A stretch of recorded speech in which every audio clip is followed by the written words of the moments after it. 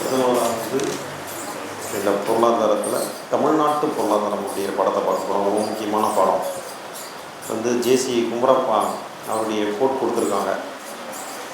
உழைப்பின் இயல்பு சரியாக உணரப்பட்டு பயன்படுத்தப்பட்டால் உணவானது உடல் வளர உதவுவதைப் போல உழைப்பானது உயர்வான திறமையை வளர்த்திட உதவும் அப்படின்னு கொடுத்துருக்காங்க.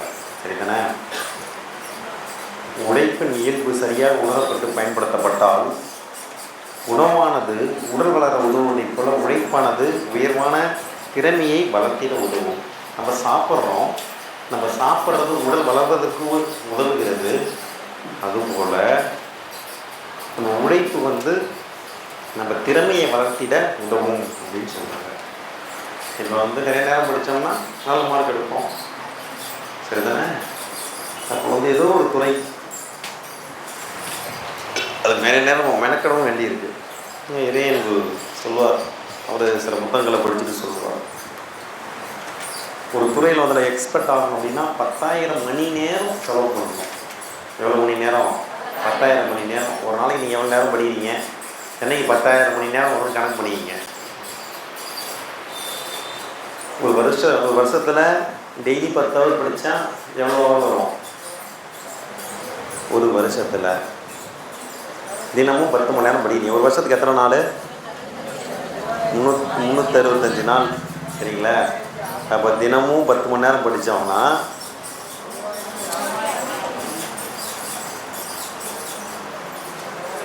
எவ்வளோ வரும்? 3650 அவ்வளோதான் வருது. ஆனால் எவ்வளோ நேரம் படிக்கணும்? 10,000 மணி நேரம். அப்போ இன்னும் 3 வருஷம். சரிதானே?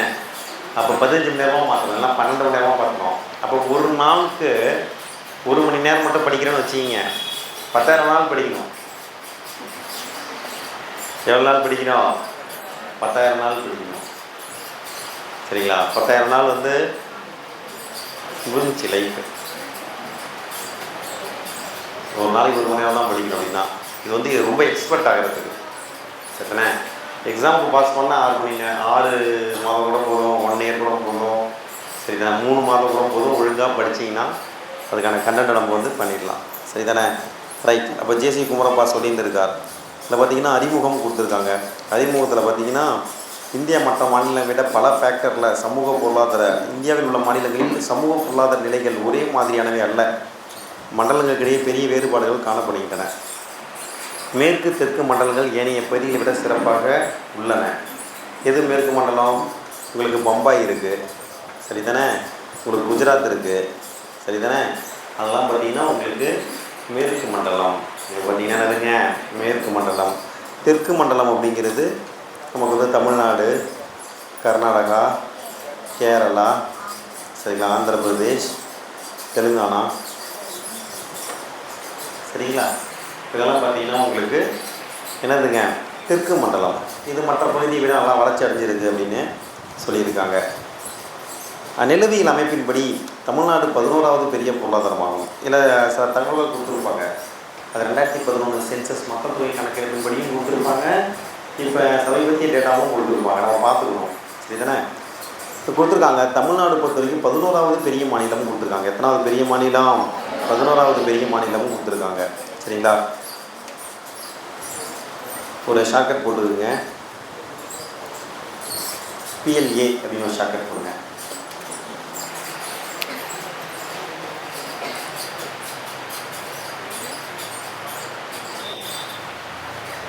போர்டில் இருக்கு பாருங்க, PLA.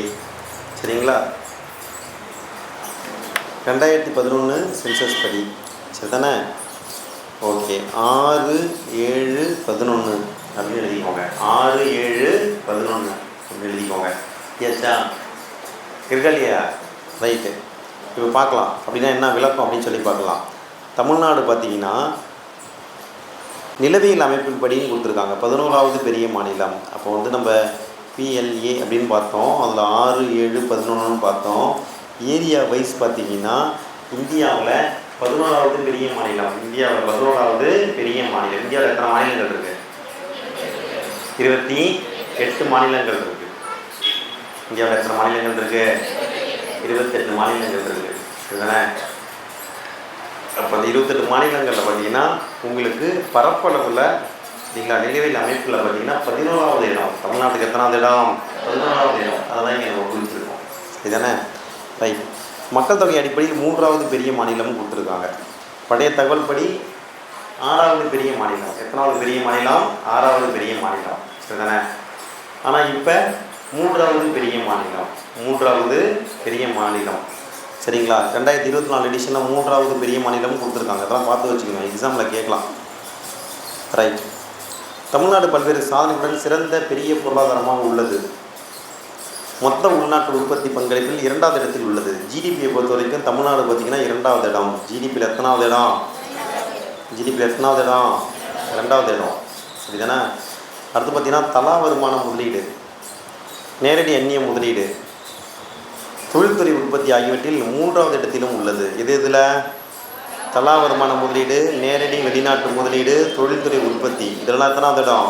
3வது இடம். தொழில் செய்ய உகந்த மாநிலங்களின் வரிசையிலும் உள்ளது. நல்ல அது எத்தனாவது ரேங்க் கொடுக்கல, பெட்டர் பொசிஷனில் இருக்குது அப்படின்னு சொல்லியிருக்காங்க சரிங்களா. பெட்டர் பொசிஷனில் இருக்குது அப்படின்னு சொல்லியிருக்காங்க. வெளிநாட்டு முதலீடு வந்து ஈர்ப்பது சரிங்களா. அதிலலாம் பார்த்தீங்கன்னா இப்படி 3வது இடத்துல இருக்குன்னு கொடுத்துருக்காங்க. இதெல்லாம் வந்து புத்தகத்தில் இருக்க தகவல்கள். அதனால் அவங்க என்ன கேட்கலாம், 2024 நிலவரப்படி எத்தனாவது இடம்? 24 எடிஷனில் தான் புக்கில் கொடுத்துருக்காங்க. கரண்டாக பேசும்படி 25 கூட என்னான்னு சொல்லி கேட்கலாம் சரிங்க. அப்போ இந்த மாதிரி தகவல்கள்லாம் எக்ஸாமில் கேட்கறதுக்கு வாய்ப்புகள் இருக்குது. அடுத்து பார்த்திங்கன்னா சமூகத்துறையிலும் நலத்துறையிலும் ஏனைய மாநிலங்களை விட சிறப்பான நிலையில் உள்ளது. தமிழ்நாடு பார்த்திங்கன்னா நிறைய சோசியல் வெல்ஃபேர் ஸ்கீம்ஸ். தமிழ்நாடு பொறுத்த வரைக்கும் நிறைய சோசியல் வெல்ஃபேர் ஸ்கீம்ஸ் சரிங்களா, சமூக நலத்திட்டங்கள் நிறைய வந்து இம்ப்ளிமெண்ட் பண்ணிட்டுருக்காங்க. இதுதான் மற்ற மாநிலங்கிட்ட நம்ம மாநிலத்தில் வந்து ஒரு மேம்பாடு அடைவதற்கு ஒரு காரணமாக இருக்குது சரிங்களா. பல ஸ்கீம்ஸ் சரிங்களா, இலவசமான தொலைக்காட்சி கொடுத்தாங்க. அது எப்படி மேம்பாடாக கொண்டு வந்தது அப்படின்னு கேட்காதீங்க. அது வந்து பணக்காரர் ஏழை அந்த பாகுபாட்டை உலகத்தில் குறைக்க முடியுது. பணக்காரர் வீட்டில் மட்டும்தான் அந்த சாதனம் இருந்துச்சு. இப்போ வந்து ஏழை வீட்லேயும் அந்த சாதனம் இருந்துச்சு சரிங்களா. அதுக்கப்புறம் பார்த்திங்கன்னா விலையில்லா சரிங்களா கிரைண்டர் கொடுத்தாங்க, மிக்சி கொடுத்தாங்க, அரவை இயந்திரம் அதுதான் சரிங்களா. கிரைண்டர் கொடுத்தாங்க தானே சரி தானே. அதுக்கப்புறம் பார்த்திங்கன்னா மிக்சி கொடுத்தாங்க. அதுக்கப்புறம் பார்த்திங்கன்னா ஃபேன் கொடுத்தாங்க சரிங்களா, டேபிள் ஃபேன் சரி தானே. அப்போ வந்து பார்த்திங்கன்னா இந்த அரவை இயந்திரம், மிக்சி கிரைண்டர்லாம் பார்த்திங்கன்னா பெண்களுடைய ஆரோக்கியத்திற்கு உதவியது. என்ன சார் வித்தியாசமாக சொல்கிறீங்க? ஆட்டுக்கல் ஆட்டினா தான் சார் ஆரோக்கியம், பெண்கள் தான் அந்த வேலையெல்லாம் செய்கிறாங்க. அப்போ பெண்களுடைய மேம்பாட்டுக்கு அது உதவியது. பெண்களின் நேரத்தை வந்து அது வந்து சேமித்தது சரிதானே. நம்ம மகளிர் நல அக்கறை கொண்டு தான் அதெல்லாம் வந்து அவங்க பண்ணாங்க. அதுபோல் பார்த்திங்கன்னா ஆடுலாம் கொடுத்தாங்க, சிறு தொழில் தொடங்க வந்து உதவி. அதுக்கப்புறம் பார்த்திங்கன்னா நிறைய ஸ்கீம்ஸ் நம்ம ஏற்கனவே வந்து ஒரு நாள் தமிழ் படிக்கும்போது படித்தோம் சரிங்களா. கல்வி உதவித்தொகை திட்டங்கள், அதுக்கப்புறம் பார்த்திங்கன்னா இலவச தையல் இயந்திரம் சரிங்களா, ஏழை பெண் திருமணத்துக்கு உதவி திட்டம், விதவை பெண்ணுடைய திருமணத்துக்கு உதவி திட்டம், இப்படி நிறைய ஸ்கீம்ஸ். இப்போ கூட பார்த்திங்கன்னா நமக்கு புதுமை பெண் திட்டம், புதுமை பெண்களுக்கு பார்த்திங்கன்னா பெண்கள் 6 to 12 வரைக்கும் அரசு பள்ளியில் படிச்சிருந்தாங்க அப்படின்னா அதுக்கு வந்து எம்ஆர்ஏ சரிங்களா, மூவாலூர் ராமாமிர்தம் அம்மையார் சரிங்களா, நம்ம பேர்லாம் அந்த உதவித்தொகை திட்டம் வழங்கப்படுகிறது. புதுமை பெண் அப்படின்னு திட்டத்தின் பெயர். கல்லூரி படிக்கும்போது மாதம் 1000 ரூபாய். ஏற்கனவே வந்து அது திருமண உதவி திட்டமாக இருந்துச்சு. அதை இப்போ கல்வி உயர்கல்வி பெறுவதற்கு உதவி திட்டமாக கொடுக்குறாங்க சரிதானே. அதுபோல் ஆண்களுக்கும் பார்த்திங்கன்னா தமிழ் புதல்வன். என்னதுங்க? தமிழ் புதல்வன். 6லேருந்து 12 வரைக்கும் அரசு பள்ளியில் படிச்சிருக்கணும். படிச்சுக்கிட்டு மறுபடியும் கல்லூரியில் படிக்கும்போது உங்களுக்கு வந்து மாதம் 1000 ரூபா. இதெல்லாம் பார்த்திங்கன்னா இவங்க இடைநிற்றல் படிச்சுக்கிட்டு இருக்கும்போது எனக்கு நின்றக்கூடாது, ஏன்னா பணம் இல்லாதால படிக்கலை அப்படின்னு சொல்லக்கூடாது. அப்போ அப்படி ஊக்கத்தொகையும் கொடுத்தா வந்து அவங்களுக்கு படிக்கிறதுக்கு இன்னும் மோட்டிவேட்டிங்காக இருக்கும். அப்போ வந்து அவங்க உயர்கல்வி பெறுவதை உறுதி செய்யலாம். கேட்பாங்க புதுமை பெண் திட்டத்துடைய நோக்கம் என்ன அப்படின்னு கேட்பாங்க சரிங்களா. உயர்கல்வி பெறுவதை உறுதி செய்ய, அதனால் சார் உயர்கல்வி 12ஆம் வகுப்பு வரையும் பள்ளிக்கல்வி, கல்லூரி கல்வி வந்து உயர்கல்வி கல்லூரி கல்வி வந்து என்னதுங்க, சரிங்களா, உயர்கல்வி. அப்படி படிப்பதற்கு படிப்பதன் மூலம் என்ன ஆகும், படித்தா வேலைக்கு போவாங்க, வேலைக்கு போனால் வறுமை நீங்கும். சரிதானே? என்ன கொடுத்துருக்காங்க, சமூகத்துறையிலும் நலத்துறையிலும் ஏனைய மாநிலங்களை விட சிறப்பான நிலையில் உள்ளது. உடல்நலம், உயர்கல்வி, பச்சிளங்குழந்தை இறப்பு வீதம், மகப்பேறு இறப்பு வீதம் ஆகியவற்றில் தமிழ்நாட்டின் செயல்பாடு நாட்டின் சராசரியை விட சிறப்பாக உள்ளது. இன்னும் நிறைய ஃபேக்டர்லாம் இருக்குது, அந்த ஃபேக்டர்லாம் பின்னாடி நம்ம படிக்க போகிறோம். சரிதானே? ரைட். இதுக்கப்புறம் நம்ம தமிழ்நாட்டுடைய மாவட்டங்களை கொடுத்துருக்காங்க, பழைய புக்கில் தகவல் மாற்றிருந்தாலும் கூடுதலாக எழுதிங்க. 2024 எடிஷனை பொறுத்த வரைக்கும் மக்கள் தொகையில் 3வது பெரிய மாநிலம், ஜிடிபியில் 2வது பெரிய மாநிலம் கொடுத்துருக்காங்க. பழைய புக்கில் பார்த்தீங்கன்னா மக்கள் தொகையை பொறுத்த வரைக்கும் 6வது பெரிய மாநிலம்னு இருக்கும், ஜிடிபியை பொறுத்த வரைக்கும் 3வது பெரிய மாநிலம்னு இருக்கும். அதை மாற்றிக்கிங்க. புரிஞ்சுதா? ஓகே. இங்கே மாவட்டங்கள்லாம் இருக்குது, மாவட்டங்கள் மேப்லாம் கொடுத்துருக்காங்க, அப்புறமா பார்த்து வச்சுக்கிங்க. இதை தொடர்ந்து தமிழ்நாட்டின் சிறப்புன்னு கொடுத்துருக்காங்க. 2005ஆம் ஆண்டிலிருந்து இந்திய மாநிலங்களில் தமிழ்நாட்டின் வளர்ச்சியானது விரிவாக உள்ளது அப்படின்னு கொடுத்துருக்காங்க, ஒரு பாயிண்ட்டு. ரெண்டாவது பார்த்திங்கன்னா தமிழ்நாடு வறுமை ஒழிப்பு செயல்பாடுகளில் மற்ற மாநிலங்களை விட சிறப்பாக உள்ளது. தமிழ்நாடு பார்த்திங்கன்னா வறுமை ஒழிப்பு, அப்போ அதுக்கு தான் நம்ம சொன்னோம், பெண்களுடைய மேம்பாட்டுக்கு நிறையா பண்ணியிருக்காங்க, கல்வி வளர்ச்சிக்கு நிறையா கொடுத்துருக்காங்க. இப்போ தமிழ்நாடு பார்த்திங்கன்னா ஒரு காலத்தில் அதிகமான பொறியியல் பட்டதாரிகளை உருவாக்கியது. இப்பயும் நம்பலாம், நிறைய எக்கச்சக்கமான பொறியியல் கல்லூரிகள் இருக்குது. இங்கே நிறைய பேர் உயர்கல்வி படிக்கிறாங்க. மற்ற மாநிலங்களில் பார்த்தீங்கன்னா உயர்கல்வியில் வந்து சேர்க்கை அதிகமாக இருக்குது. ஒரு சமயம் ஒரு கமிட்டி கூட அமைத்தார்கள். அரசு பள்ளியில் படிச்சுட்டு, சரிங்களா, ப்ரொஃபஷ்னல் டிகிரியில், அதாவது இன்ஜினியரிங், மெடிக்கல், அக்ரி, அதுபோலலாம் பார்த்திங்கன்னா சேர்றவங்களுடைய எண்ணிக்கை வந்து இன்னும் அது எப்படி அதிகப்படுத்தலாம் அப்படின்லாம், சரிங்களா, நீதியரசர் டி முருகேசன் தலைமையில் ஒரு குழு எழுதிக்கிங்க. நீதியரசர் டி முருகேசன்,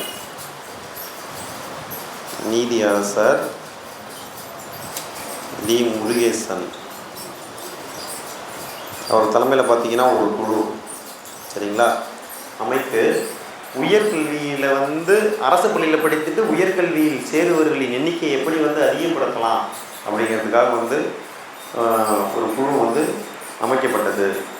எழுதிக்கிறீங்களா? என்ன எழுதிருக்கீங்க? அரசு பள்ளியில் படித்து தொழிற்கல்வியில் சேர்பவர்களின் எண்ணிக்கையை அதிகரிப்பது தொடர்பாக ஆராய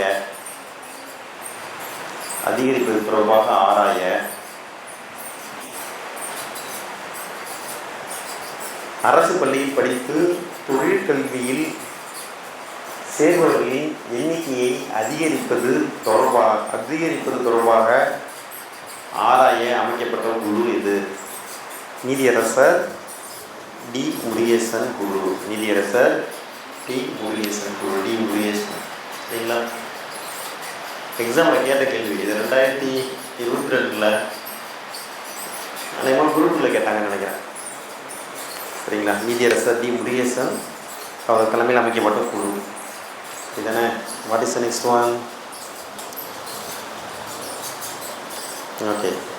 இந்திய அளவில் ஏழைகளின் எண்ணிக்கை ஏழை மக்களின் எண்ணிக்கை மற்ற மாநிலங்களை விட மிக குறைவாக உள்ளது. தமிழ்நாட்டை பொறுத்த வரைக்கும் இந்தியாவில் இருக்க ஏழைகளை கம்பேர் பண்ணும்போது இந்த பர்சன்டேஜ் கம்மியாக இருக்குது. மொத்த உள்நாட்டு உற்பத்தியில் தமிழகத்தின் பங்களிப்பு 2வது இடத்தில் உள்ளது. இதை தான் சொன்னோம், சரிங்களா? ஜிடிபியில் பார்த்தீங்கன்னா ஜிடிபி கான்ட்ரிபியூஷன் எத்தனாவது இடம்? 2வது இடம். ரைட்டு. மனித வளர்ச்சி குறியீட்டில் 3வது இடம். ஹியூமன் டெவலப்மெண்ட் இண்டெக்ஸை பொறுத்த வரைக்கும் எத்தனாவது இடம்? 3வது இடம். ஹியூமன் டெவலப்மெண்ட் இண்டெக்ஸை பொறுத்த வரைக்கும் எத்தனாவது இடம்? 3வது இடம். சரிங்களா? மூலதன முதலீட்டிலும் எவ்வளோ கோடி? 2.92 லட்சம் கோடி. 2.92 லட்சம் கோடி. சரிங்களா? புத்தகத்துலேருந்து எந்த தகவல் கேட்டாலும் நீங்கள் ஆன்சர் பண்ணிடலாம். அது நம்ம வெற்றியை உறுதி பண்ணிடும். சரிங்களா? கரண்டாக பேசுறதுக்கு எதுனாலும் கேட்பாங்க. சரிங்களா? நம்ம படிச்சுட்டு போனதும் வரும், படிக்காததும் வரும். இதுதானே? தெரிஞ்சதும் வரும், தெரியாததும் வரும். ஆனால் புத்தகத்தில் இருக்கிற தகவல் வந்து நம்ம படிச்சுட்டு போயிட்டு அதை கேள்வி கேட்டாலும் நம்ம என்ன பண்ணணும்? சரியாக ஆன்சர் பண்ணிடணும்.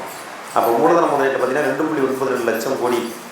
அதுபோல் மொத்த தொழில்துறை உற்பத்தியில் பார்த்திங்கன்னா 6.19 லட்சம் கோடி. சரிங்களா? அப்படி நம்ம இன்வெஸ்ட் பண்ணியிருக்கோம். தொழிற்சாலைகளின் எண்ணிக்கையில் 17% பங்களிப்புடன் 37,000 அலகுகள் முதலிடம் வகிக்கிறது. இந்தியாவில் எவ்வளோ ஃபேக்ட்ரி இருக்குது, அது தமிழ்நாட்டில் எவ்வளோ, இந்தியாவில் இருக்க ஃபேக்ட்ரியில் தமிழ்நாட்டில் எவ்வளோ ஃபேக்ட்ரி இருக்குன்னா 17% இருக்குது. எத்தனை சதவீதம் இருக்குது? 17% இருக்குது. சரிங்களா?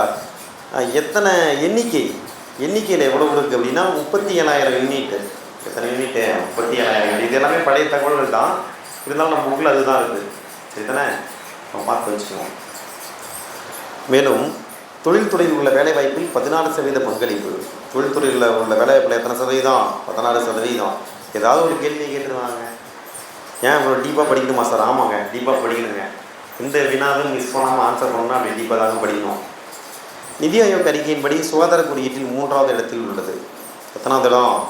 3வது இடம். நிதி ஆயோக் அறிக்கைப்படி நம்ம எத்தனாவது இடத்துல இருக்கோம்? சுகாதாரத்தில் 3வது இடத்துல இருக்கோம். அதுபோல் பார்த்திங்கன்னா உயர்கல்வியில் மொத்த சேர்க்கை விகிதம் அதிகம் உள்ள மாநிலமாக உள்ளது.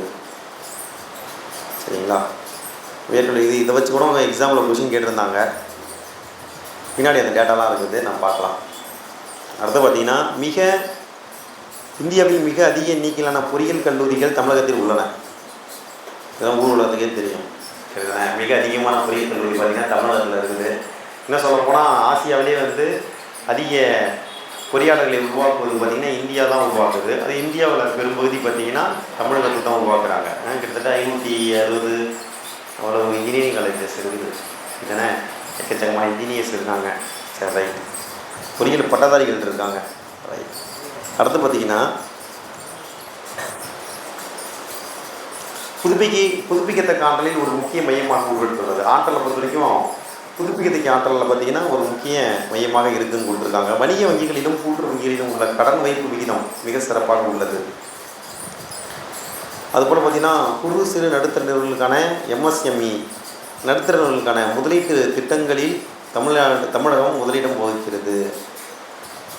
குறு சிறு நடுத்தர நிறுவனங்களுக்கான MSME முதலீட்டு திட்டங்களில் தமிழகம் முதலிடம் வகிக்கிறது அப்படின்னு சொல்லியிருக்காங்க. எத்தனாவது இடம்? எல்லாம் எனி டேட்டா டையானாஸ் நம்ம ரெடியாக இருக்கும். சரிதானே? தொடர்ந்து பார்க்க தமிழகத்தின் செயல்பாடு. மகாராஷ்டிரா, குஜராத் ஆகிய மாநிலங்கள் சில பொருளாதார குறியீடுகளில் சிறந்து விளங்குகின்றன. தமிழகத்தை விட நம்ம ஏற்கனவே பார்த்தோம். மேற்கு மண்டலம் அப்படின்னா அதில் பார்த்திங்கன்னா குறிப்பாக மகாராஷ்டிரா, குஜராத் இதெல்லாம் முக்கியமானவை.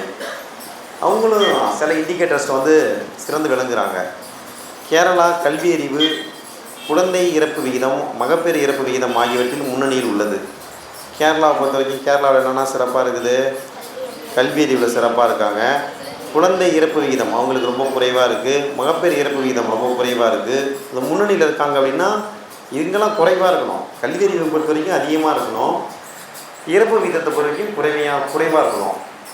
ஆனால் தமிழ்நாடானது உடல் நலம், உயர்கல்வி, சிறு குறு நடுத்தர தொழில் நிறுவனங்களின் வளர்ச்சி, வறுமை ஒழிப்பு, வேலையின்மை ஒழிப்பு போன்றவற்றில் மிக சிறப்பாகவும் பிற மாநிலங்களை விட மேலானதாகவும் உள்ளது. சரிங்களா? வேலையின்மை ஒழிப்பு, வேலையின்மைனா வேலை இல்லாதவங்க எண்ணிக்கை அதிகம் அப்படின்னு அர்த்தம். வேலையின்மை ஒழிப்பு அப்படின்னா அப்போ அதை பெரும்பாலும் குறைச்சிருக்காங்க. நிறைய பேருக்கு வேலை இருக்குன்னு அர்த்தம். சரிதானே? ரைட். அடுத்து பார்த்திங்கன்னா 3வது இடத்தில் தமிழ்நாட்டின் சுகாதார குறியீடு. புதுப்புக்கில் பார்த்திங்கன்னா உடல்நல குறியீடுன்னு இருக்கும். 3வது இடத்தில் தமிழ்நாட்டின் உடல்நல குறியீடு. தமிழ்நாட்டின் உடல்நல குறியீடானது கேரளம், அடுத்து பார்த்திங்கன்னா பஞ்சாப் மாநிலங்களின் வரிசையில் 3வது இடத்தில் உள்ளது. முதல்ல உடல்நல குறியீட்டில் முதலிடம் யார்? கேரளா. 2வது இடம் யார்? 3வது இடம் யார்? தமிழ்நாடு. 3வது இடம் யாருங்க? தமிழ்நாடு. இதுக்கு ஒரு ஷார்ட்கட் எழுதிங்க. சுகாதாரத்திற்காக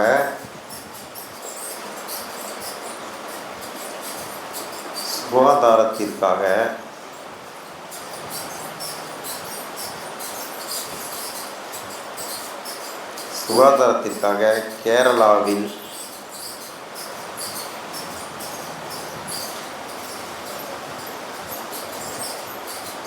பஞ்சு தந்தார்கள்.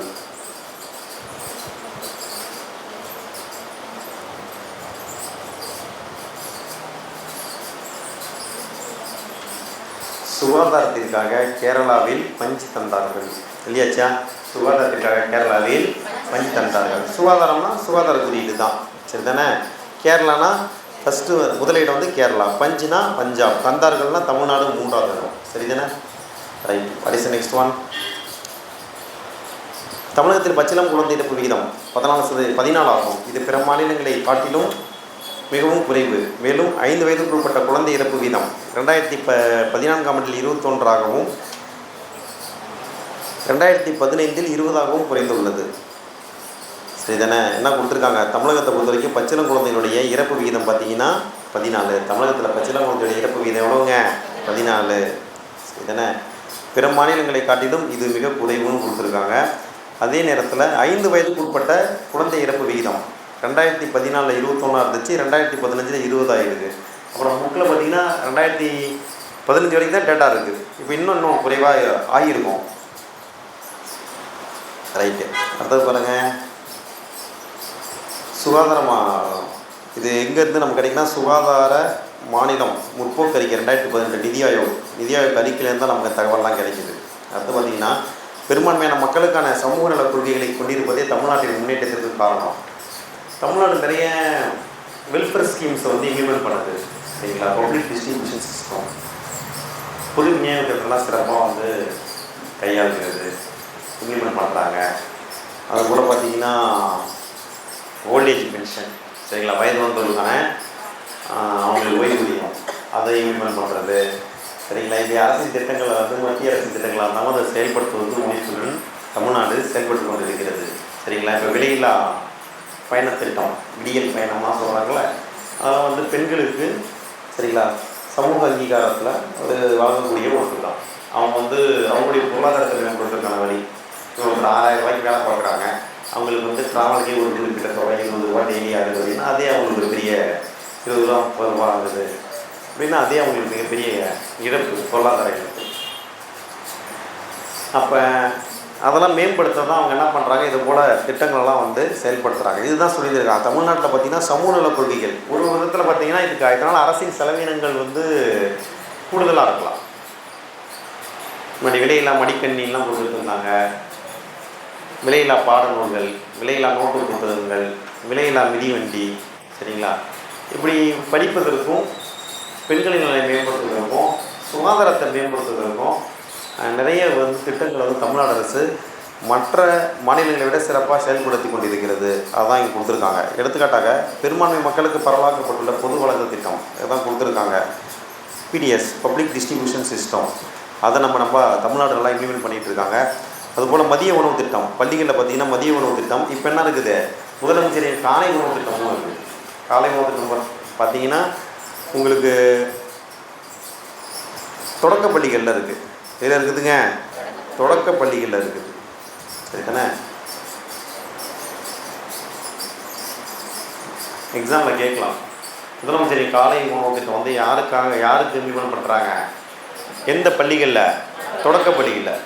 சரிங்களா? 1ஆம் வகுப்புலேருந்து 5ஆம் வகுப்பு வரைக்கும், 1ஆம் வகுப்புலேருந்து 5ஆம் வகுப்பு வரைக்கும். சரிங்களா? இப்போ இது அரசு உதவி பெறும் பள்ளிகளுக்கு நீட்டிக்கப்பட்டிருக்கு.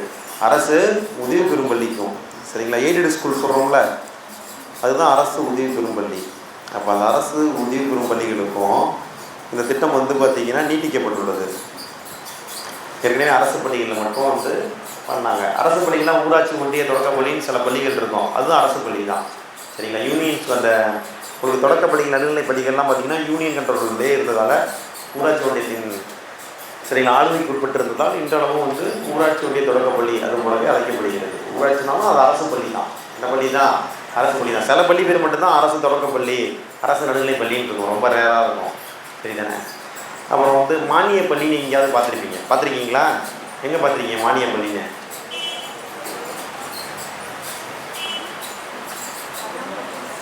கள்ளங்குறிச்சியில் பார்த்துருக்கீங்களா? Very good. சரிங்களா? கள்ளங்குறிச்சியில் வந்து ஒரு பள்ளி இருக்குது. சரிங்களா? வரதராஜ பெருமாள் மானிய பள்ளி. வேற எங்கே பார்த்துருக்கீங்க?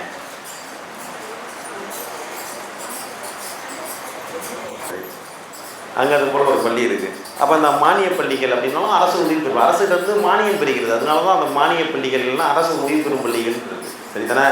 அந்த மானிய பள்ளிகள் எப்படி உருவானது அப்படின்னா, நம்ம சுதந்திரம்லாம் அடைஞ்சிட்டோம் தெரியும். காமராஜர் வந்து தமிழ்நாட்டில் வந்து முக்கியமாக கல்வி வளர்ச்சிக்கு ரொம்ப வந்து கான்ட்ரிபியூட் பண்ணார் அப்படின்னு. அப்போ அவருடைய காலத்தில் பார்த்தீங்கன்னா நிறைய ஊர்தோறும் தெருதோறும் தொடக்க பள்ளி, ஊர்தோறும் உயர்நிலை பள்ளி இப்படி தொடங்கணும்னா திட்டம் ஒதுக்கும்போது அப்போ எல்லா ஊர்லேயும் அது மாதிரி தொடர முடியுமா? அரசுகிட்ட அந்தளவுக்கு நிதி இருக்கா? பணிபுரிவர்களுக்கு எல்லாத்துக்கும் ஊதியெல்லாம் கொடுக்க முடியுமா அப்படின்லாம் யோசனை பண்ணி பார்த்தாங்க. அதுக்கப்புறம் தான் ஏற்கனவே இதேமாதிரி பள்ளிகள்லாம் இருந்துச்சு. அந்த அங்கே இருக்கிற இன்ஃப்ராஸ்ட்ரக்சர் சரிங்களா, உட்கட்டமைப்பு வசதிகள்லாம் வந்து தனியாக இருந்து சொல்கிறோம் பாடலாம் நடத்திக்கிட்டு இருந்தாங்க. அப்போ அரசு என்ன பண்ணுச்சு, அங்கே படிக்கக்கூடிய மாணவர்களுக்கு வந்து ஃபீஸ்லாம் பெருசாக இருக்காது, நாமினலாக இருக்கும். இப்போ நம்மளால படி 150 ரூபா 200 ரூபா இந்த 2025 கூட அப்படி தான் இருக்கும். தோராயமாக சொல்கிறேன் சரிதானே. அங்கே பணிபுரியக்கூடிய ஆசிரியர்களுக்கு பார்த்தீங்கன்னா என்ன பண்ணுவாங்க அப்படின்னா அரசு வந்து ஊதியம் கொடுக்குறோம். ஆனால் அங்கே இருக்கிற உள்கட்டமைப்பு இன்ஃப்ராஸ்ட்ரக்சர் பில்டிங் கட்டுறது, காம்பவுண்ட் ரோல் கட்டுறது, அந்த மெயின்டெனன்ஸ்லாம் பார்த்தீங்கன்னா அவங்க தனியார் பண்ணுவாங்க சரிங்களா. இந்த வகை பள்ளி தான் வந்து அரசு உதவி பெறும் பள்ளிகள். அப்போ பார்த்தீங்கன்னா முதலமைச்சருடைய காலை உணவு திட்டம் வந்து எந்த பள்ளிகள்லாம் செயல்படுத்தப்படுகிறதுன்னு கேட்பாங்க. எந்த பள்ளிகள்லாம் சரிங்களா, அரசு அல்லது அரசு உதவி பெறும் சரிங்களா. அதுக்கு இங்கிலீஷில் பார்த்தீங்கன்னா எய்டடுன்னு சொல்லுவாங்க. எய்டடு ஸ்கூல் அப்படின்னு சொல்லுவாங்க. என்னன்னு சொல்லுவாங்க? எய்டடு ஸ்கூல்னு சொல்லுவாங்க. எய்டடு ஸ்கூல் அப்படின்னு சொல்லி சொல்லுவாங்க சரிதானே. அப்போ மானிய பள்ளினாலும் அரசு உதவி பெறும் பள்ளினாலும் ஒன்று தாங்க சரிதானங்க. வேறு என்ன இருக்குது? அப்போ அங்கெல்லாம் செயல்படுத்தப்படுகிறது. அப்போ மதிய உணவு திட்டம்லாம் வந்து தமிழ்நாடு அரசு சிறப்பாக செயல்படுத்துகிறது சொல்லியிருக்காங்க. பொது உடல்நல கட்டமைப்பு ஆகியவற்றின் மூலம் நலத்தை மேம்படுத்துவது இங்கு குறிப்பிடலாம் அப்படின்னு கொடுத்துருக்காங்க. தொடர்ந்து பார்த்திங்கன்னா இயற்கை வளம், பிற மாநிலங்கள் ஒப்பிடும்போது தமிழ்நாட்டின் இயற்கை வளம் குறைவாகும்.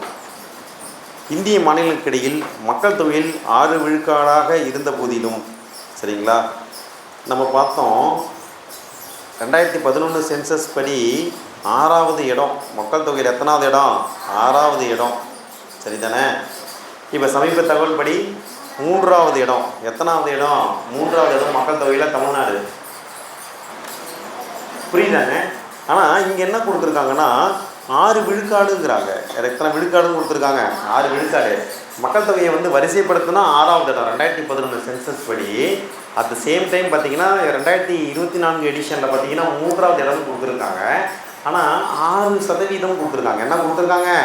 6% கொடுத்துருக்காங்க. அது நாங்கள் 6%. மொத்தம் வந்து 100 பேர் இருந்தாங்கன்னா அதில் 6 பேர் யாருங்க? தமிழ்நாட்டை சேர்ந்தவர்கள். யாருங்க? தமிழ்நாட்டை சேர்ந்தவர்கள் சரிதானே. இருந்த போதிலும் நீர்வளத்தில் 3 விழுக்காடும் நிலப்பரப்பளவில் 4 விழுக்காடும் உள்ளது. மக்கள் தொகையில் 6% இருக்கும், அதிகமாக இருக்கும். இப்போ வந்து அங்கே பார்த்தீங்கன்னா கங்கைலாம் இருக்குது உங்களுக்கு சரிங்களா, பிரம்மபுத்திரா இருக்குது. அங்கெல்லாம் பார்த்தீங்கன்னா உங்களுக்கு நீர் வந்து சரிங்களா எப்போதும் இருந்துக்கிட்டே இருக்குது. ஆனால் தமிழ்நாட்டில் பார்த்தீங்கன்னா அந்தளவுக்கு நீர் வளம்லாம் கிடையாது. 3% தான் இருக்குது. நிலப்பரப்பளவும் 4% தான். எத்தனை சதவீதம் தான்? இப்போ ஒரு எக்ஸாம்பிளுக்கு இந்தியாவில் 100 ஏக்கர்னால் நம்ம தமிழ்நாட்டில் 4 ஏக்கர் தான் இருக்கும். அதுதான் 4%. ஆனால் அந்த நம்ம பரப்பளவு வச்சு வரிசைப்படுத்தினா எத்தனாவது இடம்? 11வது இடம். எத்தனாவது இடம்? 11வது இடம் சரிங்களா. இங்கே பிஎல்ஏன்னு இருக்குமா? புரியுதாங்க. அப்போ வந்து இப்போ உதாரணத்துக்கு 100 ஏக்கர்னு வச்சுக்கிறோம். ஒருத்தங்களுக்கு 20 ஏக்கர் இருக்கும், இன்னொருத்தங்களுக்கு 18 ஏக்கர் இருக்கும், ஒருத்தங்களுக்கு 16 ஏக்கர் இருக்கும் சரிங்களா. இதெல்லாம் வந்து புரிதலுக்காக சொல்கிறேன். அப்படி வரிசைப்படுத்தினா தமிழ்நாடு எத்தனாவது இடம்? 11வது இடம். எத்தனாவது இடம்? பரப்பளவு படி நீங்கள் வரிசைப்படுத்திங்கன்னா தமிழ்நாடு 11வது இடம்.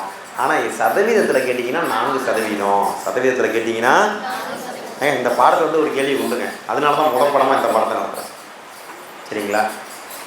கண்டிப்பாக ஒரு கேள்வி இந்த பாடத்தில் வந்து உண்டு. உங்களுக்கு கொஷின் பேப்பரில் 75 கேள்வி இருக்குல்ல, அதில் ஒரு கேள்வி வந்து இந்த பாடத்தில் வந்து உண்டு. கொஷின் பேப்பர் அவுட் ஆயிடுச்சு. 75 கேள்வியில் ஒரு கேள்விங்க சார். ரைட், 2 கேள்வி கூட வரலாம். கண்டிப்பாக ஒரு கேள்வி உண்டு. அப்போ நீர் வளத்தில் 3 விழுக்காடு, நீர் எல்லா பரப்பில் பார்த்தீங்கன்னா 4 விழுக்காடு இருக்குது சரிங்களா. அடுத்து பார்த்தீங்கன்னா தென்மேற்கு பருவக்காற்றை தொடர்ந்து வரும் வடகிழக்கு பருவக்காற்று மழைப்பொழிவுக்கான மிகப்பெரிய ஆதாரமாகும். தமிழ்நாடை பொறுத்த வரைக்கும் உங்களுக்கு இந்தியாவில் பார்த்தீங்கன்னா தென்மேற்கு பருவக்காற்று, வடகிழக்கு பருவக்காற்றுன்னு 2 பருவக்காற்றுகள் சரிங்களா மழைப்பொழிவு இந்தியாவிற்கு தருகின்றன. ஆனால் வந்து தமிழ்நாடு பொறுத்த வரைக்கும் தென்மேற்கு பருவக்காற்றால் தமிழ்நாட்டுக்கு பெரிய அளவில் வந்து மழைப்பொழிவு கிடையாது சரிங்களா. அதுக்கு காரணம் பார்த்தீங்கன்னா உங்களுக்கு மேற்கு தொடர்ச்சி மலை. என்னதுங்க? மேற்கு தொடர்ச்சி மலை சரிதானே.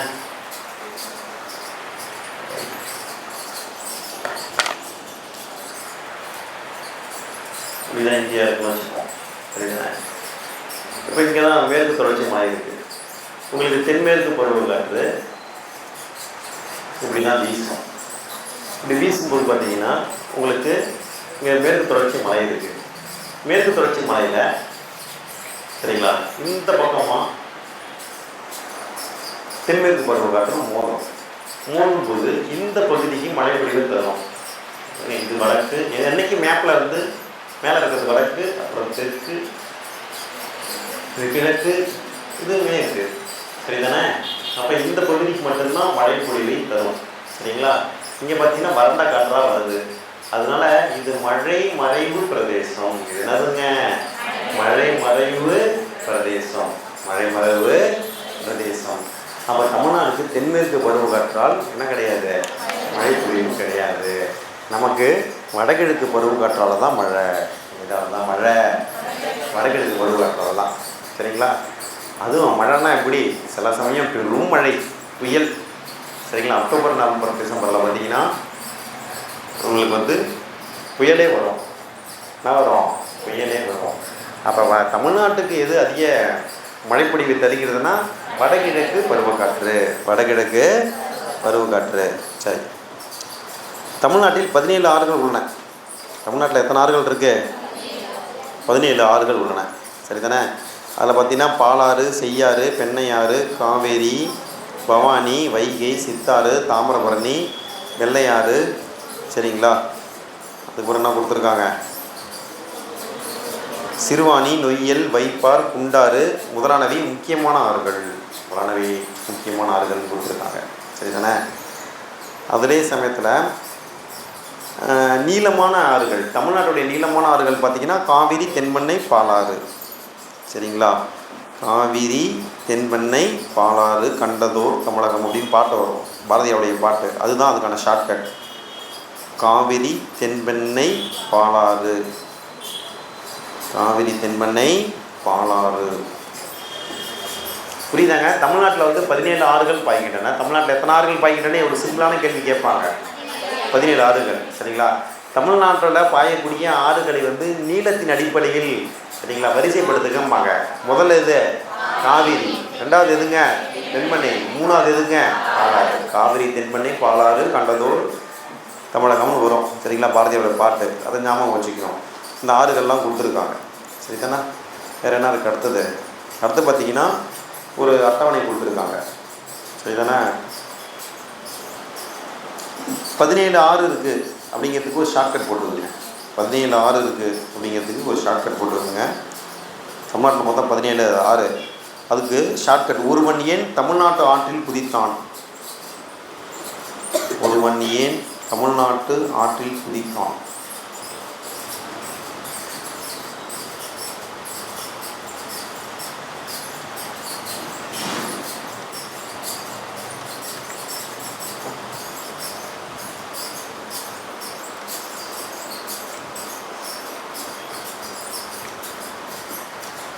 ஒருவன் ஏன் தமிழ்நாட்டு ஆற்றில் குதித்தான்? ஒருவன் ஏன் தமிழ்நாட்டு ஆற்றில் குதித்தான்? சரிதானே? ஒருவன்னா 1. சரிங்களா? ஏன்னா 7. சரிங்களா? தமிழ்நாடுனா தமிழ்நாடு தான் அர்த்தம். ஆற்றில்னா ஆறு இருக்குன்னு அர்த்தம். குதித்தானா எதுவும் பொருள் கிடையாது. சரிங்களா? அப்போ மொத்தம் தமிழ்நாட்டில் 17 ஆறுகள் இருக்குது. என்ன ஷார்ட்கட்டு? ஒருவன் ஏன் தமிழ்நாட்டு ஆற்றில் குதித்தான். சரிங்களா? அதாவது ஷார்ட்கட் மிஸ் பண்ணால் என்கிட்ட சொல்லுங்கள், ஞாபகப்படுத்துங்க. சரிங்களா? வரைக்கும் தான் மிஸ் பண்ணியிருக்கோமா? இல்லை, எனிதிங் மிஸ் பண்ணோன்னா எனக்கு ஞாபகப்படுத்துங்க. அடுத்தது பாசன விவரங்கள் கொடுத்துருக்காங்க. சரிதான்? பாசன விவரங்கள். விவரங்கள் கொடுத்துருக்காங்க. புக்கில் என்ன கொடுத்துருக்காங்க? சரிங்களா? விவரங்கள் கொடுத்துருக்காங்க. அப்போ வந்து விவரம் அது வரக்கூடாது, அது தவறு. சரிங்களா?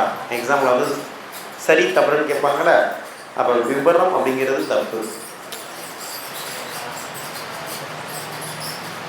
விவரம் தப்பு. சரிங்களா? என்ன வரணும்? விவரம் வரணும். என்ன வரணும்? விவரம் வரணும். சரிங்களா? சரி. அப்போ அணைக்கட்டில் பொறுத்த வரைக்கும் 81 இருக்குது. அணைக்கட்டில் பொறுத்த வரைக்கும் 81 இருக்குது. சரிங்களா? என்னையை கேட்டால் அந்த கேள்வி மட்டும் கேட்டு நிப்பாட்டிடலாம். சரிங்களா? கீழே போக டேட்டா நிறையா இருக்குது. கால்வாய்கள் பார்த்து வச்சுக்கிங்க. கால்வாய்கள் பார்த்திங்கன்னா 2239. குளங்கள் பார்த்திங்கன்னா 41,262. குழாய் கிணறுகள் பார்த்திங்கன்னா 3,20,707. திறந்தவெளி கிணறுகள் பார்த்திங்கன்னா 14,92,359. சரிங்களா? சில சமயம் எக்ஸாமில் எளிமையாக கொஸ்டின் கேட்கலாம், இதை பொறுத்துக்க மாதிரி கேட்டுடலாம். சரிதானே? எரிய சொல்கிறாரு எப்படி எளிமையாக இருக்கும் அது. சரி ரைட், ஓகே. அப்போ அணைக்கட்டுகள் எத்தனை இருக்குங்க? 81 இருக்குது. அணைக்கட்டுகள் 81, கால்வாய்கள் 2239, குளங்கள் பார்த்திங்கன்னா 41,262, குழாய் கிணறுகள் 3,20,207, திறந்தவெளி கிணறுகள் பார்த்திங்கன்னா 14,92,359. சரிங்களா? இவ்வளவு இருக்குது. அதை பார்த்து வச்சுக்கணும். இதை பொறுத்த வரைக்கும் அணைக்கட்டுக்கு மட்டும் பொறுத்த வரைக்கும் நான் ஷார்ட்கட் சொல்கிறேன், மற்ற கொஞ்சம் ஞாபகம் வச்சுக்கிங்க. சரிங்களா? ஓகே. அணைக்கட்டுகள் பொறுத்த வரைக்கும் எப்படி ஒருவன் தமிழ்நாட்டை அணைத்தான் அப்படின்னு ஞாபகம் வச்சுக்கிங்க. எப்படி ஒருவன் தமிழ்நாட்டை அணைத்தான், எப்படி ஒருவன் தமிழ்நாட்டை அணைத்தான், எப்படி ஒருவன் தமிழ்நாட்டை அணைத்தான், எப்படி ஒருவன் தமிழ்நாட்டை அணைத்தான். எப்படின்னா என்ன அர்த்தம்? 8ன்னு அர்த்தம். சரிங்களா? ஒருவன் என்ன அர்த்தம்? ஒன்றுன்னு அர்த்தம். சரிங்களா? அப்போ எத்தனை இருக்குது? 81 இருக்குது. சரிங்களா? தமிழ்நாட்டு அணைகள் பொறுத்த வரைக்கும் 81. அதே சமயத்தில் ஆறுகள்னு பார்த்தீங்கன்னா 17. ஆறுகள் பார்த்தீங்கன்னா என்னதுங்க? 17. சரிதானே? ரைட். அடுத்து கனிம வளங்கள் எத்தனை கொடுத்துருக்காங்க? கனிம வளங்கள் கொடுத்துருக்காங்க. Titanium, lignite, magnesite, graphite, limestone, granite, bauxite போன்ற சுரங்க திட்டங்கள் தமிழகத்தில் உள்ளன. இவற்றில் முன்னோடி திட்டமாக நெய்வேலி பழுப்பு நிலக்கரி கழகத்தை குறிப்பிடலாம். NLC. சரிங்களா? நெய்வேலி பழுப்பு நிலக்கரி கழகம், பழுப்பு நிலக்கரி கழகம் அதை குறிப்பிடலாம் கொடுத்துருக்காங்க. சரிங்களா? ரைட்டு. தொடர்ந்து பார்த்தீங்கன்னா இதன் வளர்ச்சியினால் அனல் மின் நிலையம், உர தொழிற்சாலை, கார்பன் சார்ந்த தொழில்கள் வளர்ந்து வருகின்றன. இதோடைய இருப்பின் காரணமாக என்னென்னதுங்க, தமிழ்நாட்டில் பார்த்திங்கன்னா அனல் மின் நிலையம் நம்ம அதில் நல்லாயிருக்கும் நிலக்கரி இருக்கிறதால. அதுக்கப்புறம் பார்த்திங்கன்னா உர தொழிற்சாலை, கார்பன் சார்ந்த தொழில்கள் இதெல்லாம் வளர்ந்துருக்கு அப்படின்னு சொல்லியிருக்காங்க. இதே போல் சேலத்தில் மாங்கனீசு சுரங்கமும் எக்ஸாமில் கேட்பாங்க, வெரி வெரி இம்பார்ட்டன்ட். சரிங்களா? சேலத்தை பொறுத்த வரைக்கும் என்னதுங்க? மாங்கனீஸு. சேலத்தில் பார்த்திங்கன்னா மாங்கனீஸு. சரி தானே? சுரங்கமும். ஏற்காட்டில் பார்த்தீங்கன்னா பாக்சைட் சுரங்கமும். ஏற்காட்டில் பார்த்தீங்கன்னா என்னதுங்க? பாக்சைட் சுரங்கம். இந்த சேலம் மாங்கனீஸுன்னு இருக்கா, அதுக்கு ஷார்ட்கட் போட்டுதுங்க. மாம்பழம் சேலத்து மாம்பழம் அப்படின்னு ஷார்ட்கட் போட்டுருங்க. மாம்பழம்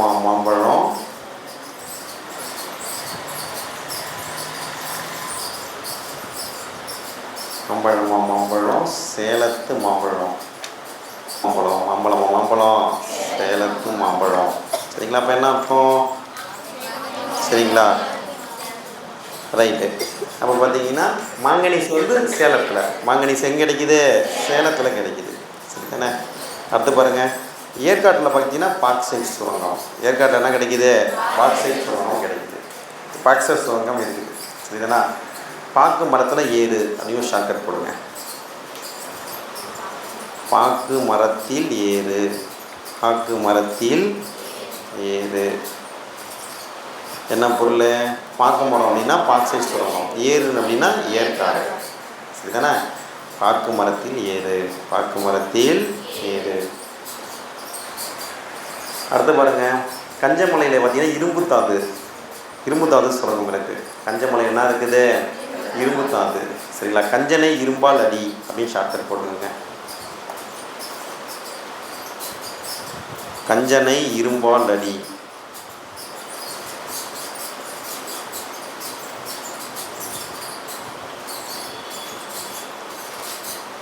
கஞ்சனை எதால் அடிக்கணும்? இரும்பால் அடிக்கணும். தமிழ்நாட்டில் கிணற்று பாசனம் பார்த்தீங்கன்னா 56%. எத்தனை சதவீதம்? சரி, அப்பப்போ நம்ம கேள்வி கேட்கலாம். தொடர்ந்து பார்த்தீங்கன்னா இங்கே இருக்கும். அடுத்து பார்த்திங்கன்னா பாக்சைட் பார்த்துட்டோம். கஞ்சமலையில் பார்த்திங்கன்னா இரும்பு தாது பார்த்துட்டோம். சரிங்களா? கஞ்சனை இரும்பால் அடின்னு பார்த்தோம். அடுத்து மாலிப்டினம். இந்த ரசாயன தாது இந்தியாவிலேயே மதுரை மாவட்டத்தில் உள்ள கரடிக்குட்டம் என்னும் ஊரில் மட்டுமே கிடைக்கிறது. சரிங்களா? மட்டுமே அப்படின்ட்டு இருக்கு, முதலின்னு இருக்குது. இது போலலாம் வந்தால் என்னதுங்க, கண்டிப்பாக எக்ஸாமில் கேட்பாங்க. கண்டிப்பாக என்ன பண்ணுவாங்க? எக்ஸாமில் கேட்பாங்க. சரி தானே? ரைட். ஷார்ட்கட் பாருங்கள், என்ன சொல்லியிருக்கோம்? கரடி மாமான்னு சொல்லியிருக்கோம். என்னன்னு சொல்லியிருக்கோம்? அப்படி தானே சொல்லியிருக்கோம். சரிங்களா? கரடி மாமானா என்ன அர்த்தம்? சரிங்களா? கரடி மாமா அப்படின்னா கரடி கூட்டம்னு அர்த்தம். சரிங்களா? மாமான்னா மாலிப்டினம், இன்னொரு மானா மதுரை. சரிங்களா? அதான் கரடி மாமா அப்படிங்கிறது தான் ஷார்ட்கட். என்னதுங்க? கரடி மாமா அப்படிங்கிறது தான் ஷார்ட்கட். சரிங்களா? கரடினா என்னதுங்க? கரடி கூட்டம். மானா மாலிப்டினம், இன்னொரு மானா என்னதுங்க? மதுரை. சரிங்களா? அப்போ இதெல்லாம் பார்த்தீங்கன்னா முக்கியமானது. பொறுத்துக்கு முன்னாடி கேட்கலாம், எப்படி வேணாலும் கேட்கலாம், அவங்க எப்படி வேணாலும் கேட்டு போகிறாங்க. சரிதானே? ரைட். அதுக்கப்புறம் பார்த்தீங்கன்னா அட்டவணைப்படுத்தியிருக்காங்க. என்ன பண்ணியிருந்திருக்காங்க? அட்டவணைப்படுத்திருக்காங்க. கனிம வளங்கள் அடிப்படையில் பார்த்தீங்கன்னா அட்டவணைப்படுத்திருக்காங்க. அதில் பார்த்தீங்கன்னா 87% கிடைக்கிது. எதுங்க? லிக்னைட். எதுங்க? லிக்னைட் பார்த்தீங்கன்னா 87% கிடைக்கிது. இருக்கிறதுலே அதிகமாக பார்த்தீங்கன்னா லிக்னைட் தான் கிடைக்கிது. இருக்கிறதுலே அதிகமாக பார்த்தீங்கன்னா எது கிடைக்கிது? லிக்னைட் தான் கிடைக்கிது. சரிங்களா? அவ்வளோ சீக்கிரம் இதெல்லாம் வந்து கேள்வியெல்லாம் கன்வெர்ட் பண்ண மாட்டாங்க. இதுக்கெல்லாம் வந்து நான் ஏற்கனவே ஷார்ட்கட்ஸ் தான் சொல்லியிருக்கேன். கடை ஷார்ட்கட் எழுதணும். சரி தானே? ஒரு சமயம் கேட்டாங்கன்னா நடத்தலைன்னா என் மேலே பழியை போட்டுருவீங்க. அதனால் பார்த்தீங்கன்னா லிக்னைட் 87%. லிக்னைட் எத்தனை சதவீதம்? 87%. சரிங்களா? எப்படி ஏழுமலையான் சரிங்களா கொஸ்டினை லீக் பண்ணினான் அப்படின்னு எழுதிங்க. எப்படி ஏழுமலையான் தமிழ்நாட்டில் கொஸ்டினை லீக் பண்ணினான்? எப்படி ஏழுமலையான் தமிழ்நாட்டில்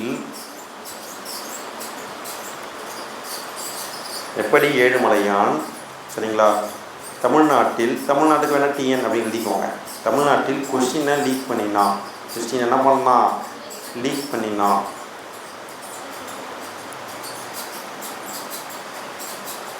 ரொம்ப ரேராக தான் கேட்க வாய்ப்பு இருக்குது. இருந்தாலும் பார்த்து வச்சுக்குவோம். எப்படின்னா 8ன்னு அர்த்தம். எப்படி என்னதுங்க? 8 அப்படின்னு அர்த்தம். ஏழுமலையானா 7ன்னு அர்த்தம். அப்போ 87%. எத்தனை சதவீதம்? 87%. சரிங்களா? தமிழ்நாட்டில் அப்படின்னா தமிழ்நாடுல வந்து எவ்வளவு சதவீதம் அப்படின்னா இந்த டேபிளையே பார்க்குறோம். சரி தானே? லீக் பண்ணினா அப்படின்னா லிக்னைட்னு அர்த்தம். லீக் பண்ணால் என்ன அர்த்தம்? லிக்னைட்னு அர்த்தம். சரிங்களா? எப்படி ஏழுமலையான் தமிழ்நாட்டில் கொஸ்டினை லீக் பண்ணினா அப்படின்னு தான் பார்க்குறோம். சரி தானே? அடுத்து என்ன இருக்குது? பேர்வி ஃப்ளைட் இருக்குது. அதுங்க பேர்வி ஃப்ளைட் இருக்குது. எத்தனை சதவீதம்? 66%. எத்தனை சதவீதம்? 66%. சரிங்களா? தமிழ்நாட்டில் வேரை அருன்னு அறுத்துட்டாங்க. தமிழ்நாட்டில் வேரை அருன்னு அறுத்துட்டாங்க. தமிழ்நாட்டில் வேரை அருன்னு அறுத்துட்டாங்க. அருன்னு அறுத்துட்டாங்க.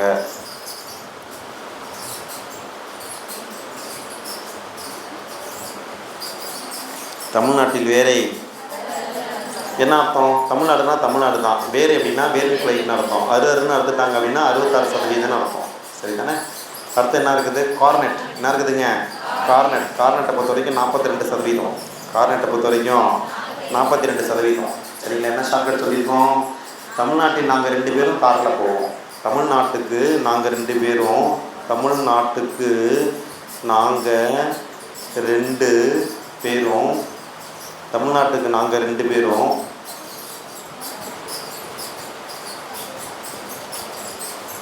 தமிழ்நாட்டுக்கு நாங்கள் 2 பேரும் காரில் போவோம்.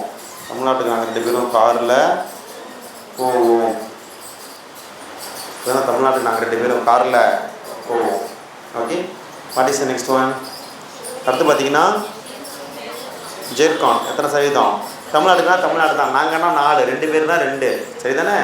ரைட்டு. காரில் போவோம்னா கார்னு அர்த்தம். அது ஜெர்கான் இருக்குது. என்ன இருக்குதுங்க? ஜெர்கான் பார்த்தீங்கன்னா 38%. ஜெர்கான் பார்த்தீங்கன்னா அதுங்க ஓகே. தமிழ்நாட்டில் முகத்தை எப்படி பார்த்தாலும் ஜோக்கராக தெரியுது. தமிழ்நாட்டில்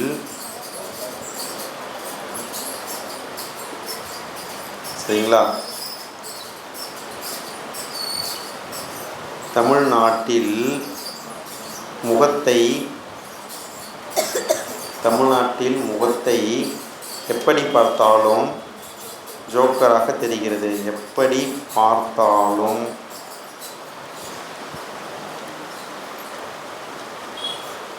ஜோக்கராக தெரிகிறது.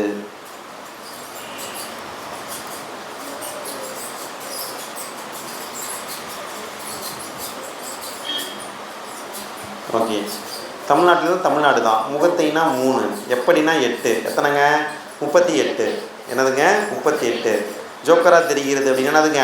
ஜெர்கான். சரிதானே? அடுத்தது பாருங்கள் என்ன இருக்குதுங்க? கிராஃபைட் இருக்குது. கிராஃபைட் எத்தனை சதவீதம்? 33%. கிராஃபைட் எத்தனை சதவீதம்? ஓகே. தமிழ்நாட்டில் முயற்சித்து கிராஃபை உயர்த்தினேன். தமிழ்நாட்டில் முயற்சித்து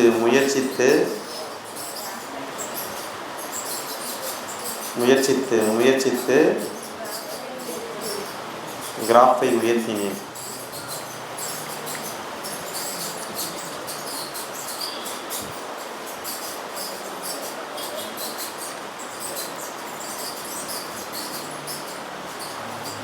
தமிழ்நாட்டில் முயற்சித்து கிராஃபை உயர்த்தினேன். சரிதானே?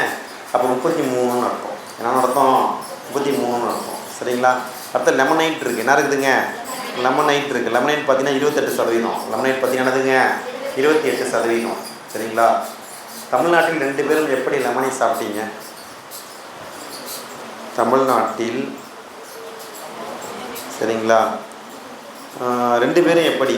தமிழ்நாட்டில் 2 பேரும் எப்படி? ஷார்ட்கட் பொறுத்த வரைக்கும் திருக்குறள் மாதிரி அடிப்பிரடாமல் எழுத வேண்டும். சரிங்களா? தமிழ்நாட்டில் 2 பேரும் எப்படி லெமனை சாப்பிட்டீர்கள்? தமிழ்நாட்டில் 2 பேரும் எப்படி லெமனை சாப்பிட்டீர்கள்? எப்படி லெமனை சாப்பிட்டீர்கள்?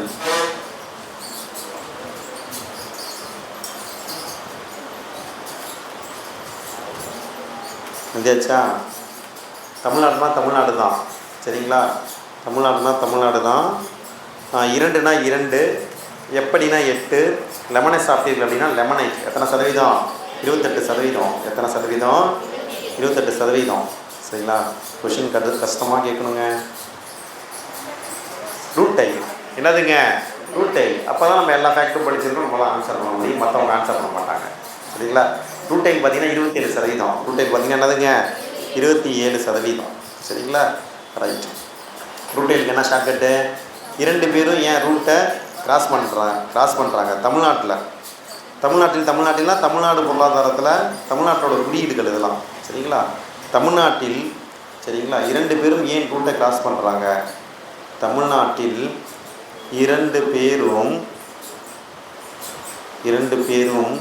ஏன் ரூட்டை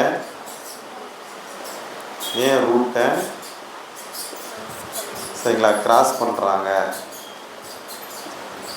ஏன் ரூட்டை கிராஸ் பண்ணுறாங்க?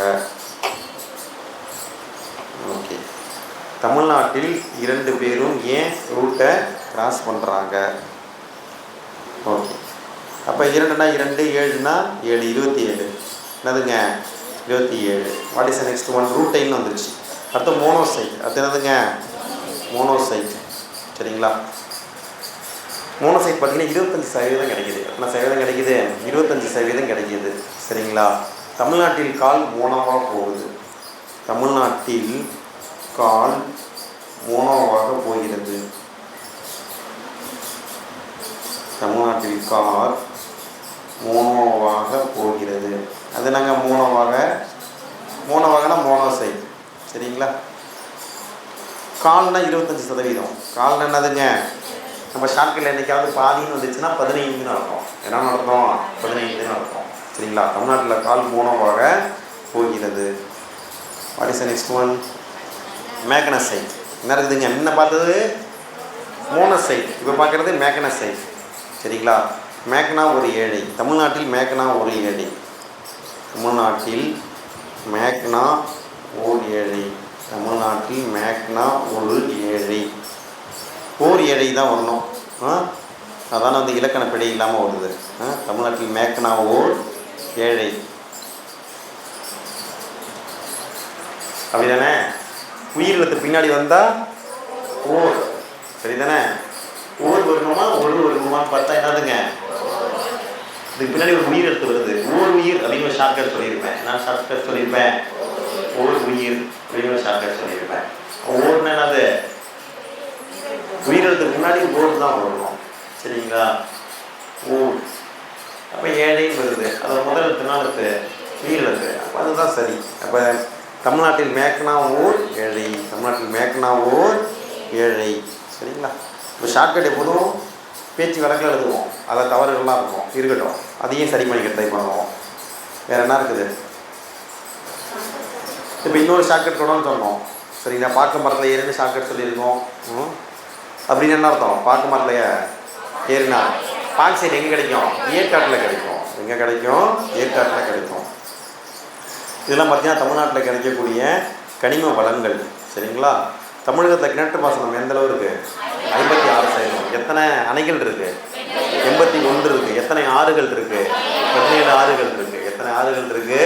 17 ஆறுகள். இந்திய தொழிற்சாலையில் தமிழ்நாட்டின் தொழிற்சாலைக்கு பங்கு 17%. இந்திய மக்கள் தொகை தமிழ்நாட்டின் மக்கள் தொகை 6. இந்திய நீர்வளத்தில் தமிழ்நாட்டின் நீர்வளம் 3%. இந்திய நிலப்பரப்பில் தமிழ்நாட்டின் நிலப்பரப்பு 4. இந்திய நிலப்பரப்பில் தமிழ்நாட்டின் இடம் 11வது இடம். எத்தனாவது இடம்? 11வது இடம். சரிதானே? புரியுதாங்க? ரைட்டு. இந்தியாவில் வந்து இந்தியாவில் இருக்கிற தொழிற்சாலையில் தமிழ்நாட்டில் 17% இருக்குது. எவ்வளவு யூனிட் இருக்குது? 37,000 யூனிட் இருக்குது. 37,000 யூனிட் இருக்குது. சரிதானே? தமிழ்நாடு வந்து சுகாதாரத்தில் எத்தனாவது இடம்? 3வது இடம். ஜிடிபி கான்ட்ரிபியூஷன் எத்தனாவது இடம்? 2024 தகவலின்படி தமிழ்நாடு மக்கள் தொகை எத்தனாவது இடம்? 3வது இடம். எத்தனாவது இடம்? 3வது இடம். சரிங்களா? அடுத்து மக்கள் அடர்த்தி. அடுத்து என்னதுங்க? மக்கள் அடர்த்தி. மக்கள் தொகை அடர்த்தியானது ஒரு சதுர கிலோமீட்டருக்கு 2001 மேலே என்ன இருக்குது? மக்கள் தொகைன்னு ஒன்று இருக்கா? சரி, ஓகே. மக்கள் தொகைன்னு பாருங்க, விட்டுட்டு போகிறேன். ஓகே. மக்கள் தொகை பொறுத்த வரைக்கும் 2014ஆம் ஆண்டு மக்கள் தொகை கணக்கெடுப்பின்படி இந்தியாவில் உள்ள 121 கோடி மக்கள் தொகையில் 7.21 கோடி மக்கள் தொகையுடன் தமிழ்நாடு 6வது இடத்தில் உள்ளது. எத்தனாவது இடம்? அப்போ சென்சஸ் படி எக்ஸாமில் வந்து 2011 நிலவரப்படி அப்படின்னு கேட்டாங்கன்னா எத்தனாவது இடம் எழுதணும்? அதனால தான் நம்ம பிஎல்ஏன்னு ஒரு ஷார்ட்கட் சொன்னோம். சரிங்களா? என்னன்னு சொன்னோம்? பிஎல்ஏ அப்படின்னு ஒரு ஷார்ட்கட் சொன்னோம். சரிங்களா? அந்த பின்னா பாப்புலேஷன் 6, 7, 11 அப்படின்னு சொன்னோம். எல்லாம் லிட்ரேச்சர். கல்வியில் பார்த்தீங்கன்னா 7வது இடம். ஏரியானா பரப்பளவு. பரப்பின் அடிப்படையில் 11வது இடம். பரப்பின் அடிப்படையில் 11வது இடம். எத்தனை சதவீதம்? பரப்பின் அடிப்படையில் 4%. எத்தனை சதவீதம்? 4%. நீர் வளத்தில் 3%. எத்தனை சதவீதம்? ஓகே, சரிதானங்க? அப்போ பார்த்தீங்கன்னா 2011 சென்சஸ் படி பார்த்தீங்கன்னா நம்ம 6வது இடத்துல இருக்கோம். 121 கோடி மக்களில் தமிழ்நாட்டில் 7.21 கோடி. இப்போ நம்ம 8 கோடி 8 கோடின்னு சொல்லுவாங்க. அரசியல்வாதிகளாம் பார்ப்பீங்க. 8 கோடி தமிழருக்கு நான் தான் தலைவர், எங்கள் கட்சி தான் தலைமை அப்படிலாம் சொல்லிட்டு இருப்பாங்க. ரைட். ஐக்கிய நாடுகள் அறிக்கையின்படி தனித்தனியே தேசிய இனமாக இயங்கக்கூடிய நாடுகளின் மக்கள் தொகையை விட தமிழ்நாட்டின் மக்கள் தொகை கூடுதலாக உள்ளது. சரிங்களா? நம்ம யூஎனில் பார்த்தீங்கன்னா 193 நாடு இருக்குது. எத்தனை? 93 நாடு இருக்குது. எத்தனை நாடுகள் இருக்குன்னா 193 நாடுகள் இருக்குது. சரிங்களா? தமிழ்நாட்டில் பார்த்தீங்கன்னா 193 நாடுகள் இருக்குது. சாரி, போக்கல டிஸ்டர்ப். ஐக்கிய நாடுகள் அவையில் 193 நாடுகள் வந்து என்னவா இருக்குது? உறுப்பு நாடுகளாக இருக்குது. சரிதானங்க? 193 நாடுகள் இருக்குது. அதில் பார்த்திங்கன்னா சில நாடுகளை விடவும் தமிழ்நாட்டு மக்கள் தொகை அதிகம். சரிங்களா? தமிழ்நாடு பார்த்திங்கன்னா 7.2 கோடி மக்கள் தொகை. எப்போ? 2011. எப்போங்க? 2011. ஆனால் இங்கிலாந்தோடைய மக்கள் தொகை 6.5 கோடி தான். ஃப்ரான்ஸ் 6.5 கோடி தான். இத்தாலி 5.9 கோடி தான். தென்னாப்பிரிக்கா 5.6 கோடி தான். ஸ்பெயின் 4.7 கோடி தான். இலங்கை 2.1 கோடி தான். அப்போ பார்த்திங்கன்னா பல நாடுகளை விடவும், சரிங்களா, இந்தியாவின் மக்கள் தொகை பார்த்திங்கன்னா தமிழ்நாட்டின் மக்கள் தொகை வந்து என்னதுங்க? அதிகம் அப்படின்னு சொல்லியிருக்காங்க. சரிங்களா? இந்தியா தெரியும். நம்ம சமீபத்தில் செய்தித்தாள்களில் வர தகவலின்படி இந்தியா தான் மக்கள் தொகையில் நம்பர் 1. சரிங்களா? இந்தியாவில் தான் அதிக மக்கள் இருக்காங்க. இது உலக அளவில் சீனாவை விட. சரிங்களா? புத்தகத்தில் இருக்கிற தகவல் படி உலக அளவில் 2வது இடம். உலக அளவில் எத்தனாவது இடம்? 2வது இடம். செய்தித்தாளில் பார்த்தீங்கன்னா நாம் வந்து முதலிடம் வந்துட்டோம் அப்படிங்கிற மாதிரி கொடுத்துருக்காங்க. சரிங்களா? ரைட். அப்போ 7.2 கோடி. அப்போ பார்த்தீங்கன்னா தமிழ்நாடு வந்து தமிழ்நாட்டு மக்கள் தொகை பல நாடுகளின் மக்கள் தொகையை விட அதிகம். உத்தரப்பிரதேசத்தில் நீங்கள் தனியாக வந்து ஒரு நாடாக அறிவிச்சிங்கன்னா உலக மக்கள் தொகையில் அது 3வது 4வது இடம் வந்துடும். இதுதானே? அதை மட்டும் உத்தரப்பிரதேச மாநிலத்தை மட்டும் நீங்கள் தனியாக ஒரு நாடாக இருக்கீங்கன்னா அப்போ அவ்வளோ மக்கள் தொகை இங்கே இருக்காங்க. ரைட். இதெல்லாம் தெரியும். What is next one? மக்கள் அடர்த்தி. அடுத்து என்ன இருக்குதுங்க? மக்கள் அடர்த்தி. சரிதானே? ரைட். மக்கள் தொகை அடர்த்தியானது ஒரு சதுர கிலோமீட்டருக்கு 2001 1ஆம் ஆண்டில் 480ஆகவும் 2011 555ஆகவும் உள்ளது. இந்திய மாநிலங்களில் மக்கள் தொகை அடர்த்தியில் தமிழ்நாடு 12வது இடம். நல்லா கவனிக்கணும். ஏற்கனவே பார்த்தோம், பிஎல்ஏன்னு ஒரு ஷார்ட்கட்லாம் போட்டோம். பாப்புலேஷனில் வந்து 6வது இடம் சென்சஸ் படி, 2011 படி, சரிதானே? ஆனால் 2024 படி 3வது இடம். எத்தனை சதவீதம்னா 6% இருக்கும். அதே சமயத்தில் மக்கள் தொகை அடர்த்திப்படி நீங்கள் வரிசைப்படுத்திங்கன்னா 12வது இடம். அது என்னங்க மக்கள் தொகை அடர்த்தி? ஒரு சதுர கிலோமீட்டரில் எவ்வளோ மக்கள் வசிக்கிறாங்க? ஒரு சதுர கிலோமீட்டரில் எவ்வளோ மக்கள் வசிக்கிறாங்க அப்படின்னு பார்த்தோம்னா, தமிழ்நாட்டை பொறுத்த வரைக்கும் 2011 சென்சஸை பொறுத்த வரைக்கும் 555 பேர். எவ்வளோ பேருங்க? 555 பேர் ஒரு சதுர கிலோமீட்டர். இந்த இடத்துல இருந்து, சரிங்களா, இது ஒரு இடமா வச்சுப்போம். இங்கேருந்து இங்கேயும் ஒரு கிலோமீட்டர், இங்கேயும் ஒரு கிலோமீட்டர், இங்கேயும் ஒரு கிலோமீட்டர், இங்கேயும் ஒரு கிலோமீட்டர். இதுதான் சதுர கிலோமீட்டர், சரிதானே? அப்போ பார்த்தீங்கன்னா இந்த ஒரு சதுர கிலோமீட்டர் தரப்பில் 555 பேர் வசிக்கிறாங்க. எத்தனை பேர் வசிக்கிறாங்க? 555 பேர் வசிக்கிறாங்க, சரிங்களா? இதே 2011 சென்சஸ் படி பார்த்தீங்கன்னா 480 பேர் தான் இருந்தாங்க. எவ்வளோ பேர் தான் இருந்தாங்க? 2001 சென்சஸ் படி 2011 அப்படின்னா 555, 2001 பார்த்தீங்கன்னா 480 பேர். எவ்வளோ பேர் தான் இருந்தாங்க? 480 பேர் தான் இருந்தாங்க, சரிங்களா? இந்த தமிழ்நாட்டின் மக்கள் தொகை அடர்த்தி குரூப் 4ல் 2024 கேட்டாங்க. என்னன்ட்டு தமிழ்நாட்டின் மக்கள் தொகை அடர்த்தி எவ்வளவு? எவ்வளோங்க? 555.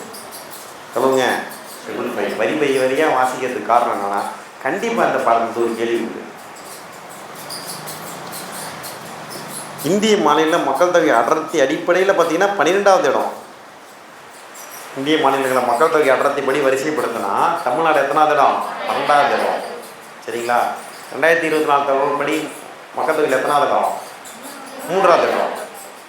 எவ்வளவு மக்கள் தொகையில் வந்து இந்தியாவில் சதவீதத்தில் தமிழ்நாடு சதவீதம் 6. சதவீதம் 6. அப்போ 3 டேட்டா சொல்லியிருக்கோம் மக்கள் தொகைக்கு மட்டுமே. எக்ஸாம் வந்து கரெக்டாக ஞாபகம் வச்சுருந்தோம். எப்போ எழுத முடியும்? 10,000 பேர் டியூஷன் பண்ணுங்க. 21 தடவை படிக்க சொன்னால் படிக்க மாட்டேங்கிறீங்க. 42 தடவை படிங்க. அப்புறம் இன்னொரு 63 தடவை படிங்க. அப்பயும் மடப்படமா இல்லையா? அப்படியே 21 கூட்டிகிட்டே போங்க, சரிதானே? ரைட்டு. மக்கள் தொகை அடர்த்தியில் நாட்டின் சராசரி 382. மக்கள் தொகை அடர்த்தியில் நாட்டின் சராசரி எவ்வளோங்க? 382, சரிங்களா? இந்தியாவும் முழுமைக்கும் பார்த்தீங்கன்னா 382 இருக்குது. தமிழ்நாட்டை பொறுத்த வரைக்கும், சரிங்களா, 555 இருக்குது. தமிழ்நாட்டை பொறுத்த வரைக்கும் எவ்வளோ இருக்குங்க? 555 இருக்குது, சரிதானே? Right. What is the next one? நகரமயமாதல். பார்த்தீங்கன்னா இருக்குதுங்க. இந்த மக்கள் தொகை அடர்த்திலே பார்த்தீங்கன்னா நம்ம இந்திய பொருளாதாரம் படிப்போம், அதில் தகவல் வரும். இருந்தாலும் இங்கே சொல்கிறேன். பீகாரை பொறுத்த வரைக்கும், சரிங்களா, பீகாரை பொறுத்த வரைக்கும் மக்கள் தொகை இடத்துல 1102 பேர். ஒரு சதுர கிலோமீட்டருக்கு எவ்வளோ பேர்? 1102 பேர்.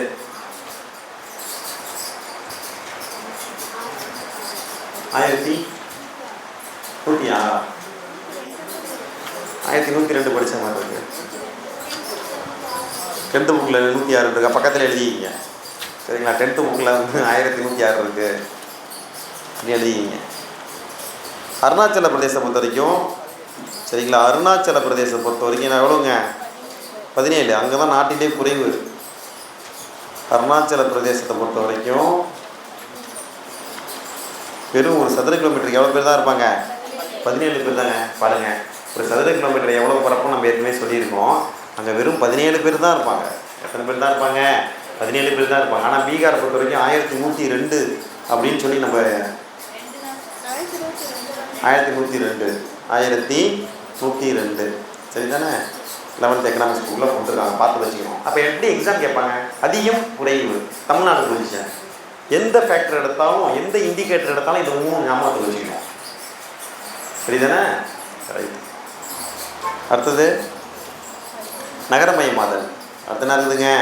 நகரமயமாதல். இந்திய அளவில் நகரமயமாதலின் சராசரி அளவு 31.5 உள்ளது, சரிங்களா? நகரமயமாதல் நகரத்தில் கிடைக்கக்கூடிய வசதிகள் வந்து கிராமத்துலேயும் கிடைக்கிறது, சரிங்களா? அதுதான் நகரமயமாதல் அர்த்தம். ஆனால் தமிழ்நாட்டுடைய சராசரி பார்த்திங்கன்னா 48.4 இருக்குது. இந்தியாவுடைய சராசரி எவ்வளோ தான்? 31.5 தான். ஆனால் தமிழ்நாட்டோட சராசரி எவ்வளோங்க? 48.7, 48.4, சரிதானே? 4 இருக்குது. அப்போ இதுதான் சொல்கிறாங்க, தேசிய சராசரியை விட பல சராசரிகளில் வந்து தமிழ்நாடுடைய நிலை வந்து மேம்பட்டு இருக்குதுன்னு சொல்லியிருக்காங்க. சரிங்களா? இந்திய அளவில் மொத்த மக்கள் தொகையில் 6 விழுக்காட்டை கொண்டுள்ளது.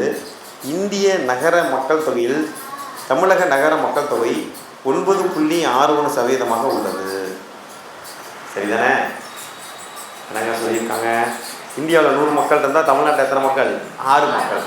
ஆனால் நகரமயமாதலை பொறுத்த வரைக்கும், சரிங்களா, இந்தியாவில் 100 பேர்னால் தமிழ்நாட்டில் 9.61 பேர். இந்தியாவில் 100 பேர்னால் தமிழ்நாட்டில் எவ்வளோ பேர்? 9.61 பேர். சரிங்களா? அப்போ கிட்டத்தட்ட 10, 9.5க்கு மேலே போனாவே 10ன்னு வச்சுக்கலாமா? அப்போ வந்து 100ல் 10 பேர் இருக்காங்க. மக்கள் தொகைனா 100ல் 6 பேர் தான் இருக்காங்க. சரிதானே? ரைட். அப்போது என்னது, ஒரு ஷார்ட்கட் போடுங்க. மக்கள் தொகை அடர்த்தியில் வந்து நம்ம 12வது இடம்ல, மக்கள் தொகை அடர்த்தியில் வந்து நம்ம எத்தனாவது இடம்? 12வது இடம். அதுக்கு ஒரு ஷார்ட்கட் போடுங்க.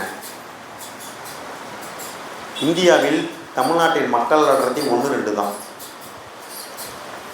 இந்தியாவில் தமிழ்நாட்டின் மக்கள் அடர்த்தி 1-2 தான். இந்தியாவில் தமிழ்நாட்டின் மக்கள் அடர்த்தி எவ்வளோங்க? 1-2 தான். இந்தியாவில் தமிழ்நாட்டின் மக்கள் அடர்த்தி எவ்வளோங்க? 1-2 தான். அப்படி என்ன அர்த்தம்? தமிழ்நாடு வந்து 12வது நிலை. தமிழ்நாடு வந்து என்னதுங்க? 12வது. தமிழ்நாடு நிலை வந்து 12வது நிலை மக்கள் தொகை அடர்த்தியில். சரிங்களா? நகரமயமாதல் பார்த்துட்டோம். நகரமயமாதல் தொடர்ச்சியில் பார்த்தீங்கன்னா அடுத்தது பார்த்தீங்கன்னா பாலின விகிதம் கொடுத்துருக்காங்க. என்ன கொடுத்துருக்காங்க? பாலின விகிதம் கொடுத்துருக்காங்க.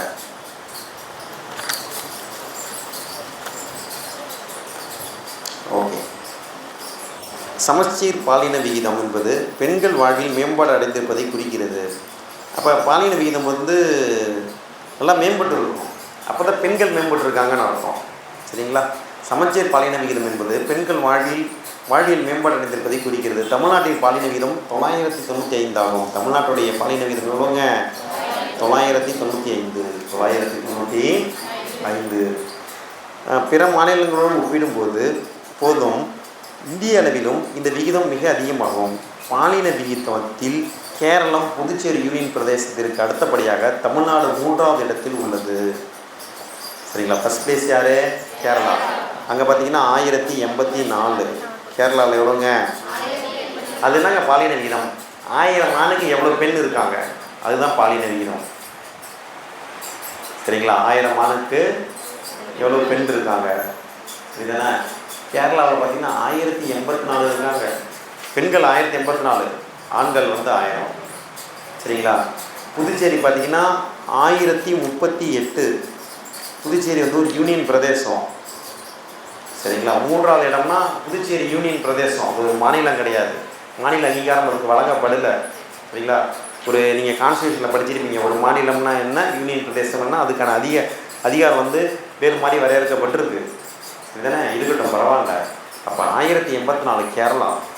புதுச்சேரி பார்த்திங்கன்னா 1038. தமிழகத்தில் பார்த்திங்கன்னா 995. சரிங்களா? அப்போ வந்து நிறையா இருக்கணும். அப்போ என்னது, ஒரு காலத்தில் வந்து பெண்கள் வந்து எப்படி பார்க்கப்பட்டார்கள்? சரிங்களா? அவங்க வந்து பெண் குழந்தைகள்லாம் வந்து பெருசாக விரும்ப மாட்டாங்க. சரிங்களா? பெண் சிசு கொலை நிறையா நடந்தது. இன்று விழிப்புணர்வை ஏற்படுத்தி நம்ம நிலைமையை மேம்படுத்தியிருக்கோம். சரிதானே? அப்போ 995 பெண் வந்து செலவினமாக தான் பார்க்கப்பட்டாங்க. அதனால தான் இந்தியாவில் வந்து பாலினத்தை அறிதல் வந்து குற்றமாக அறிவிக்கப்பட்டுள்ளது. கருவில் இருக்கும் குழந்தை வந்து இன்றைக்கி பார்க்கலாம், மருத்துவமனைக்கு போனீங்கன்னா அங்கே போட்டிருப்பாங்க, இங்கே கருவில் இருக்கும் குழந்தை வந்து ஆணா பெண்ணா என்று அறிவிப்பது சட்டப்படி குற்றமாகும். இங்கே அது இது போன்று அறிவிப்பது இல்லை அப்படின்னு அறிவிப்பு பலகை இருக்கும். சரிங்களா? அப்படின்லாம் நீங்கள் புகார் கொடுக்கலாம் அப்படின்னு போயிட்டு துணை இயக்குனர் இல்லை மாவட்ட சுகாதார அலுவலர் போட்டு அவங்க நம்பர்லாம், கான்டாக்ட் நம்பர்லாம் கொடுத்துருப்பாங்க.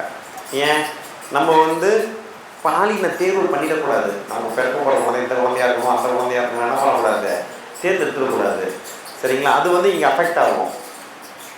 எல்லாத்துக்கும் ஆண் குழந்தை வேணும் அப்படின்னா ஒரு 30 வருஷம் கழிச்சு எல்லாத்துக்கும் ஆண் குழந்தை தான் இருக்குது, பெண் குழந்தையே இல்லை, என்ன பண்ணுவாங்க?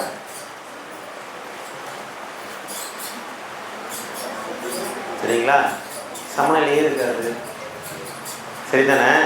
அப்போ என்னதுங்க, ஆண் பெண் பாலின தேர்வு வந்து அப்படி பண்ணிடக்கூடாது. சரிதானே? அப்போ இன்று பெருமளவில் மாறி இருக்கு. இன்று வந்து ஆண் குழந்தை பெண் குழந்தை அப்படின்னு பாகுபாடு வந்து பெருமளவு குறைந்திருக்கிறது. சரிங்களா? Right. What is the next one? Right. அடுத்தது பார்த்தீங்கன்னா ஐஎம்ஆர் கொடுத்துருக்காங்க. என்ன கொடுத்துருக்காங்க? ஐஎம்ஆர் கொடுத்துருக்காங்க. அப்படின்னா குழந்தை இறப்பு வீதம்னு அர்த்தம். ஐஎம்ஆர் என்ன அர்த்தம்? குழந்தை இறப்பு வீதம்னு அர்த்தம். சரிங்களா? குழந்தை இறப்பு வீதம், குழந்தை இறப்பு வீதம், குழந்தை இறப்பு வீதம். சரிங்களா? தமிழ்நாடை பொறுத்த வரைக்கும் எவ்வளவு? 17. இந்தியாவை பொறுத்த வரைக்கும் எவ்வளோங்க? 34. எவ்வளோங்க? 34. சரிதானே? இந்த இறப்பு விகிதம்ங்கிறது எப்போதும் குறைவாக இருக்கணும்.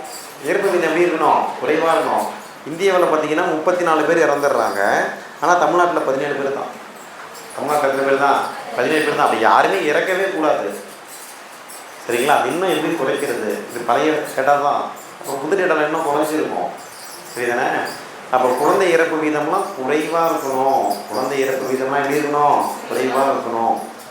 சரிதானே? அடுத்தது கொடுத்துருக்காங்க பாருங்கள். இதுதான் 2016 நிதி ஆயோக் அறிக்கை. எம்எம்ஆர் கொடுத்துருக்காங்க. சரிங்களா?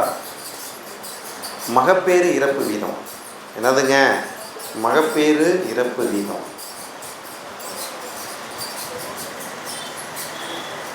மகப்பேறு இறப்பு வீதம் பார்த்தீங்கன்னா, சரிங்களா, இந்தியாவில் பார்த்தீங்கன்னா 159. தமிழ்நாட்டில் பார்த்தீங்கன்னா என்னதுங்க? தமிழ்நாட்டில் பார்த்தீங்கன்னா எவ்வளோங்க? 79. சரிங்களா? ஓகே. இந்தியாவில் பார்த்தீங்கன்னா 159, தமிழ்நாட்டில் பார்த்தீங்கன்னா 79. இப்போ இன்னும் குறைக்கணும்.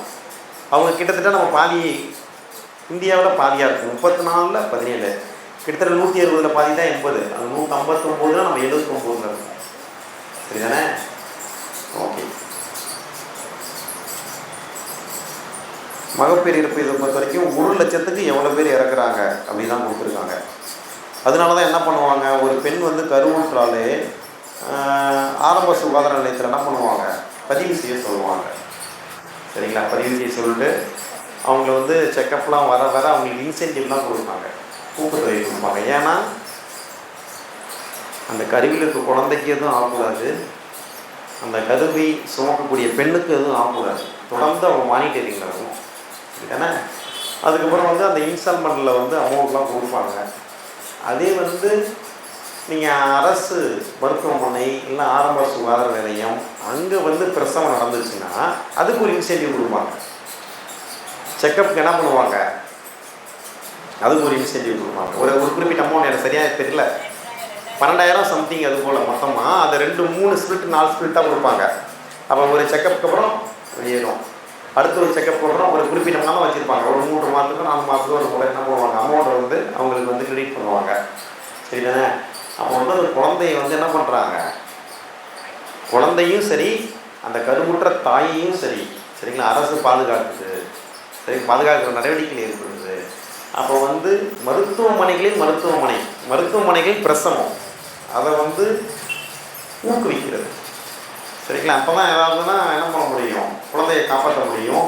இது போல் மகப்பேறு சமயத்தில் குழந்தை இறப்பதையோ இல்லை வந்து கருவுற்ற தாய் இறப்பதையோ தடுக்க முடியும். சரிங்களா?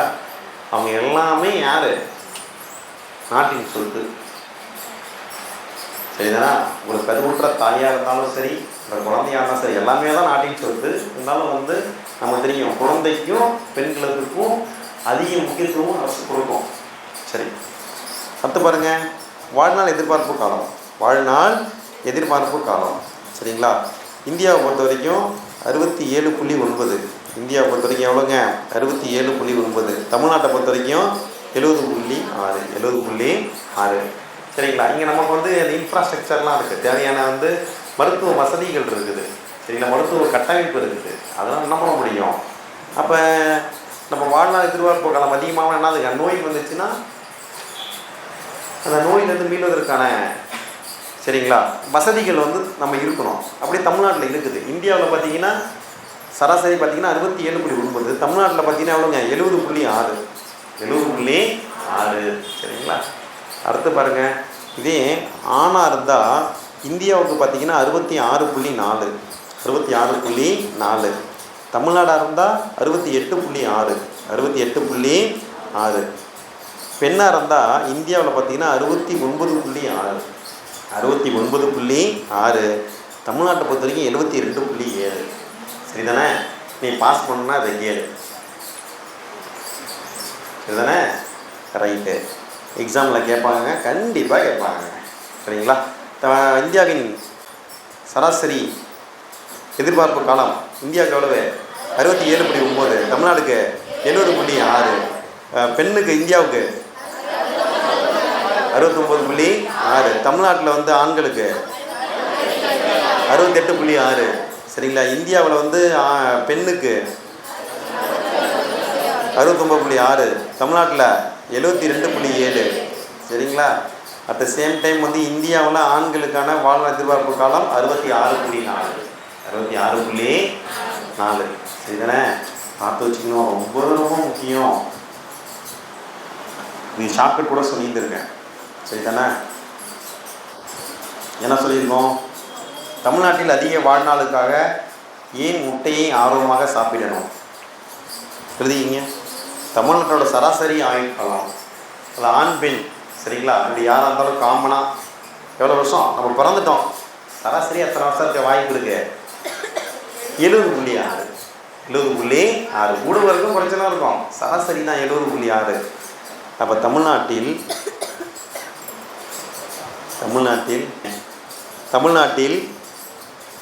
அதிக வாழ்நாளுக்காக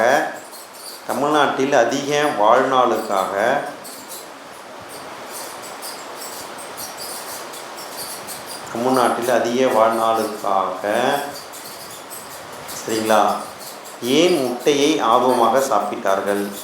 ஏன் முட்டையை ஆர்வமாக சாப்பிட்டார்கள்?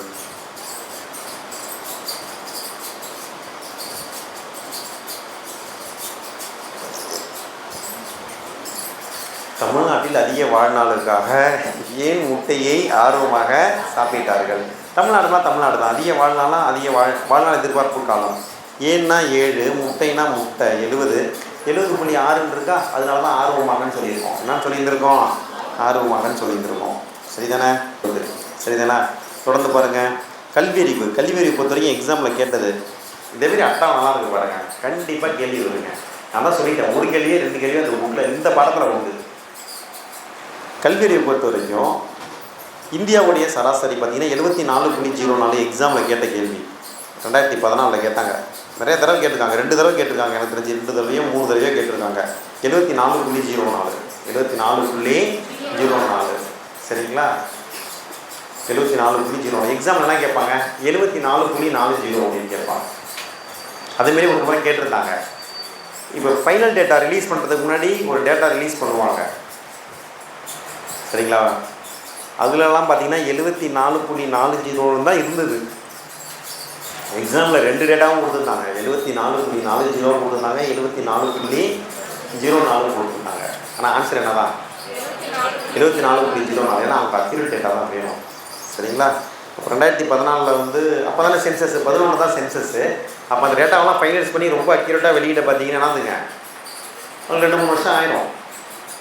கவனமாக இருக்கணும். அதே சமயத்தில் தமிழ்நாட்டில் 80.33. சரிங்களா? சில இடத்துல பார்த்தீங்கன்னா 80.1 இருக்கும், 80.1 இருக்கும். எக்ஸாம்லையும் கேட்டிருக்காங்க 80.1 கேட்டு ஆன்சர்லாம் கொடுத்துருக்காங்க. அதுதானே? கல்வியறிவு பொறுத்த வரைக்கும் இந்தியாவில் ஆண்கள் 82.14, தமிழ்நாட்டில் 86.81. இந்தியாவில் கல்வியறிவில் பெண்கள் 65%, தமிழ்நாட்டை பொறுத்த வரைக்கும் 73.86, 73.86. சரிங்களா? ரெண்டுக்குமே பார்த்தீங்கன்னா ஒரு 7% அதிகமாக இருக்காங்க கிட்டத்தட்ட.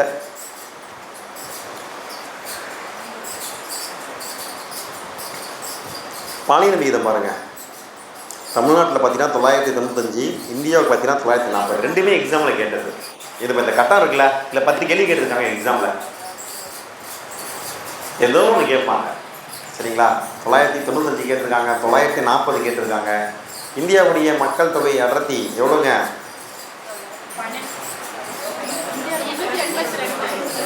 382. சரிங்களா? இந்தியாவின் பார்த்தீங்களா, அவங்க 12னாங்க. அப்படி கேள்வி உள்வாங்கி ஆன்சர் பண்ணுவோம். மக்கள் தொகை அடர்த்தியில் தமிழ்நாட்டின் இடம் எத்தனாவது இடம்? 12வது இடம். எத்தனாவது இடம்? 12வது இடம். அதே சமயத்தில் இந்தியாவுடைய மக்கள் தொகை அடர்த்தி எவ்வளோங்க? 382. தமிழ்நாட்டின் மக்கள் தொகை அடர்த்தி என்னங்க? 555. சரிங்களா? ஆனால் இங்கே என்ன கேட்டிருக்காங்க? பாலின விகிதம். என்னதுங்க? இந்த நம்பர் தான் அங்கே இருக்கும். சரிங்களா? நம்ம 990 தேடிட்டு இருப்போம், ஆப்ஷன்லேயே இருக்காது. ஏன்னா அவங்க கேட்டுக்கிறது சமயத்தில் இருக்கும், மாற்றி ஆன்சர் பண்ணுவோம். அப்போ பாலின விகிதம்னா 995 தமிழ்நாடு, இந்தியாவுக்குன்னா 940. இந்தியாவுக்கு மக்கள் தொகை அடர்த்தினா 382, தமிழ்நாட்டுக்குன்னா 555. இந்தியாவில் பார்த்தீங்கன்னா அதிகமான மக்கள் தொகை அடர்த்தி பார்த்தீங்கன்னா பீகார் 1084. குறைவு பார்த்தீங்கன்னா அருணாச்சல பிரதேசம் 17.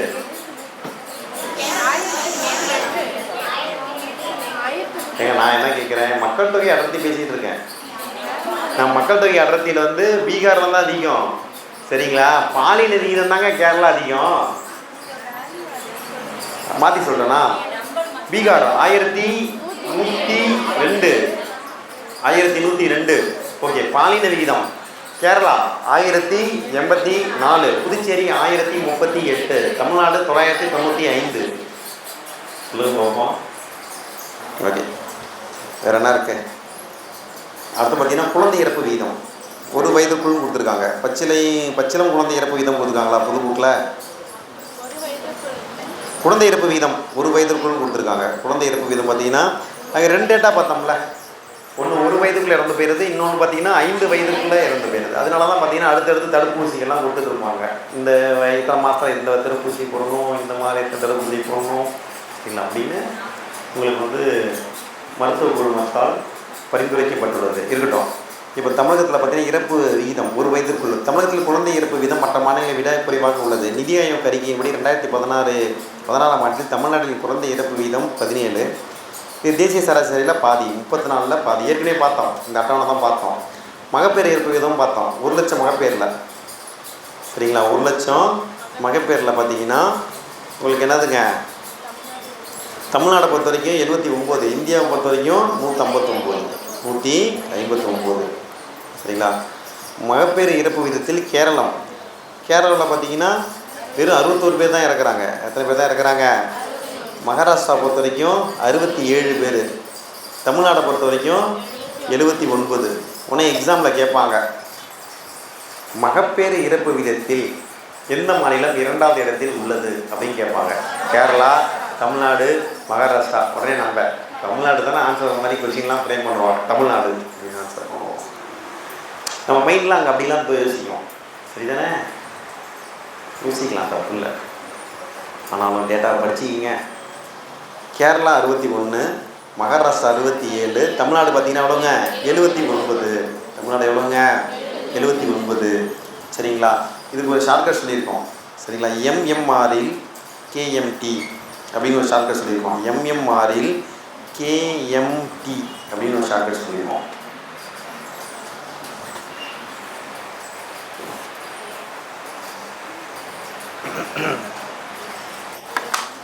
என்ன சொல்லியிருக்கோம்?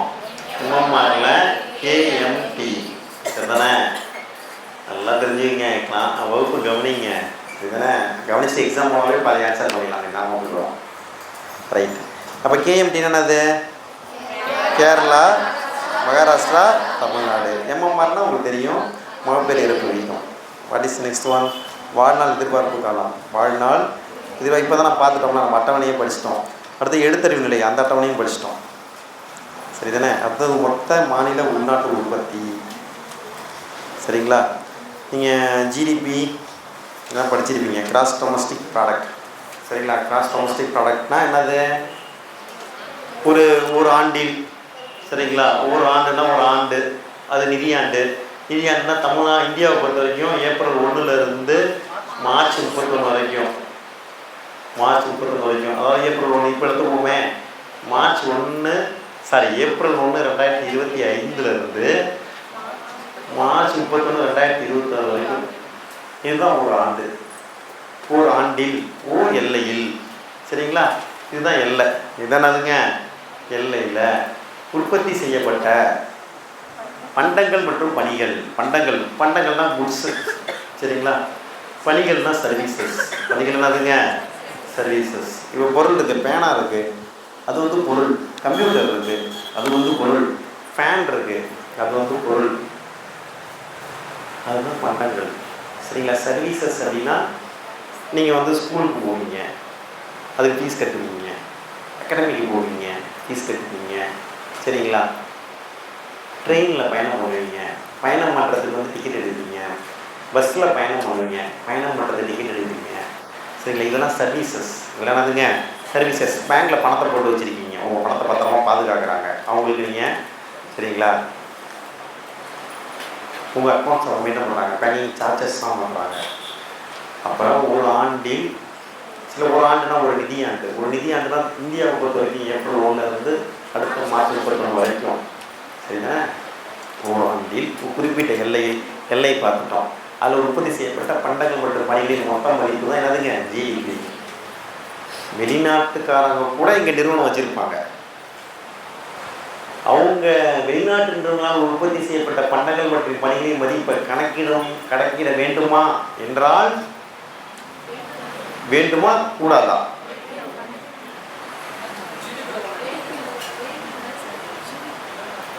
நான் ஜிடிபியில் தான் கேட்டுருக்கேன், சரிங்களா. ஏங்க இங்கே இதுதாங்க. இப்போ ஒரு எல்லைன்னு பார்த்துட்டோம், அதுதான் இந்தியா. இந்தியாவில் பார்த்தீங்கன்னா வந்து இந்தியர்களும் கம்பெனி வச்சுருக்காங்க, அமெரிக்காக்காரங்களும் கம்பெனி வச்சுருக்காங்க, ஜெர்மன்காரங்களும் கம்பெனி வச்சுருக்காங்க. அப்போ ஜெர்மனிக்காரங்க உற்பத்தி செய்த பொருட்களின் மதிப்பை எடுத்துக்கொள்ள வேண்டுமா கூடாதா? எடுத்துக்கணும், சரிங்களா. அந்த எல்லைன்னா யார் ஓனர்லாம் பார்க்க தேவையில்லை, சரிங்களா. யார் ஓனராக இருந்தாலும் பரவாயில்ல, இதுதானே. அங்கே உற்பத்தி செய்யப்பட்ட பண்டங்களோட மற்றும் பணிகளின் மதிப்பை எடுத்துக்கணும் ஜிடிபி. இப்படி தமிழ்நாட்டில் பார்த்தீங்கன்னா ஒவ்வொரு ஸ்டேட்டுக்கும் கொண்டு வராங்க. அதனால தான் கிராஸ் ஸ்டேட் டொமஸ்டிக் ப்ராடக்ட், மொத்த மாநில உள்நாட்டு உற்பத்தி அப்படின்னு கொடுத்துருக்காங்க, சரிங்களா. இப்போ தமிழ்நாடு இருக்குது, வெளிநாட்டு முதல்கள்லாம் ஃபாரின் டைரக்ட் இன்வெஸ்ட்மெண்ட், சரிங்களா, FDI, அதெல்லாம் வந்து சிறந்து விளங்குகிறதுன்னு படித்தோம். அப்போ தமிழ்நாட்டில் வெளிநாட்டுக்காரங்களும் என்ன பண்ணிட்டு இருக்காங்க, நிறுவனம் வைத்திருக்கிறார்கள். அவங்க உற்பத்தியும் பண்ணுறாங்க, அவங்க சர்வீஸும் பண்ணுறாங்க. அவங்க என்ன பண்ணுறாங்க, உற்பத்தியும் பண்ணுறாங்க, சர்வீஸும் பண்ணுறாங்க, சரிங்களா. புரியுதாங்க. அப்போ வந்து ஜிஎஸ்டிபி ஒரு மாநிலத்தோட எக்ஸாம்பிள் என்ன கேட்பாங்க, கேள்வி ரொம்ப சிம்பிளாக இருக்கும், எந்த டேட்டாவும் இருக்காது. ஜிடிபியில் எதெல்லாம் எடுத்துக்கணும், ஒரு மொத்த உள்நாட்டு உற்பத்தி கணக்கீடு எதெல்லாம் எடுத்துக்கொள்ள வேண்டும், அந்த நாட்டில் ஒரு நாட்டில் உற்பத்தி செய்யப்பட்ட பண்டங்களின் மதிப்பை எடுத்துக்கொள்ள வேண்டும், அந்த நாட்டில் உற்பத்தி செய்யப்பட்ட பணிகளின் மதிப்பை எடுத்துக்கொள்ள வேண்டும், அந்த நாட்டில் உள்ள நிறுவனங்களால் மட்டுமே உற்பத்தி செய்யப்பட்ட பண்டங்கள் மற்றும் பணிகளின் மதிப்பு எடுத்துக்கணும். இல்லை வெளிநாட்டு இதே மாதிரிலாம் ஸ்டேட்மெண்ட்லாம் கொடுத்து எது சரி எது தவறுலாம் கேட்பாங்க. உங்களுக்கு புரிந்ததா? ரைட். அப்போ இதுதான் ஜிஎஸ்டிபி சொல்கிறோம். மொத்த உள்நாட்டு உற்பத்தி போன்றே மாநில உள்நாட்டு உற்பத்தி ஆகும். மொத்த மாநில உள்நாட்டு உற்பத்தி என்பது ஒரு மாநிலத்தின் ஓராண்டில் உற்பத்தி செய்யப்படும் பண்டங்கள் மற்றும் பணிகளின் மொத்த பண மதிப்பு. இப்போ தான் படித்தோம். தமிழ்நாடு பொருளாதார புள்ளியியல் இயக்கத்தின் ஆய்வின்படி நம் மாநில மொத்த உள்நாட்டு உற்பத்தியானது கிராஸ் ஸ்டேட் டொமஸ்டிக் ப்ராடக்ட் 2016-17 நிதியாண்டில் 207.8 பில்லியன். ஒரு மில்லியன்னா எவ்வளவு? 10 லட்சம். ஒரு மில்லியன்னா 10 லட்சம். ஒரு மில்லியன்னா 10 லட்சம். ஆனால் இங்கே என்ன கொடுத்துருக்காங்க, பில்லியன் கொடுத்துருக்காங்க. பில்லியன்னா கோடின்னு அர்த்தம், 100 கோடி. ஒரு பில்லியன் எக்ஸாமில் கேட்ட கேள்வி, போலீஸ் எக்ஸாமில் கேட்டிருக்காங்க, அந்த எஸ்ஐ எக்ஸாமும் வேறு எதுவும் கேட்டிருந்தாங்க, சரிங்களா. ஒரு பில்லியன் அப்படிங்கிறது எவ்வளவு? 100 கோடி. எத்தனை கோடி? 100 கோடி. அப்போ பார்த்தீங்கன்னா ஒரு பில்லியன் அப்படின்னா 100 கோடி, ஓகேவா. அப்போ 207.8 பில்லியன் டாலராக உள்ளது, சரிங்களா. வேறு நாட்டோடையும் கம்பேர் பண்ணணும். அப்போ அமெரிக்க டாலரில் தான் நம்ம கம்பேர் பண்ணுறோம். சரிதானே? ரைட்டு. நம் மாநில மொத்த உள்நாட்டு உற்பத்தியானது உலகளவில் குவைத் நாட்டின் மொத்த உள்நாட்டு உற்பத்திக்கு சமமாகும். நம் மாநில சரிங்களா நம்ம தமிழ்நாடுடைய ஜிடிபி இருக்குல்ல, அது பார்த்திங்கன்னா குவைத் நாட்டுடைய ஜிடிபிக்கு சமம்னு சொல்கிறாங்க. எந்த நாட்டுடைய ஜிடிபிக்கு சமம்? குவைத் நாட்டின் ஜிடிபிக்கு சமம். தமிழ்நாட்டின் மக்கள் தொகை 2011 சென்சஸ் படி மக்கள் தொகை எத்தனை கோடி? 7.2 கோடி. கேள்வியே தெளிவாக இருக்கும். எத்தனை சதவீதம் அப்படின்னா 6%. எத்தனாவது இடம் அப்படின்னா 3வது இடம். சரிங்களா? 2011 சென்சஸ் படி எத்தனாவது இடம் அப்படின்னா 6வது இடம். சரிங்களா?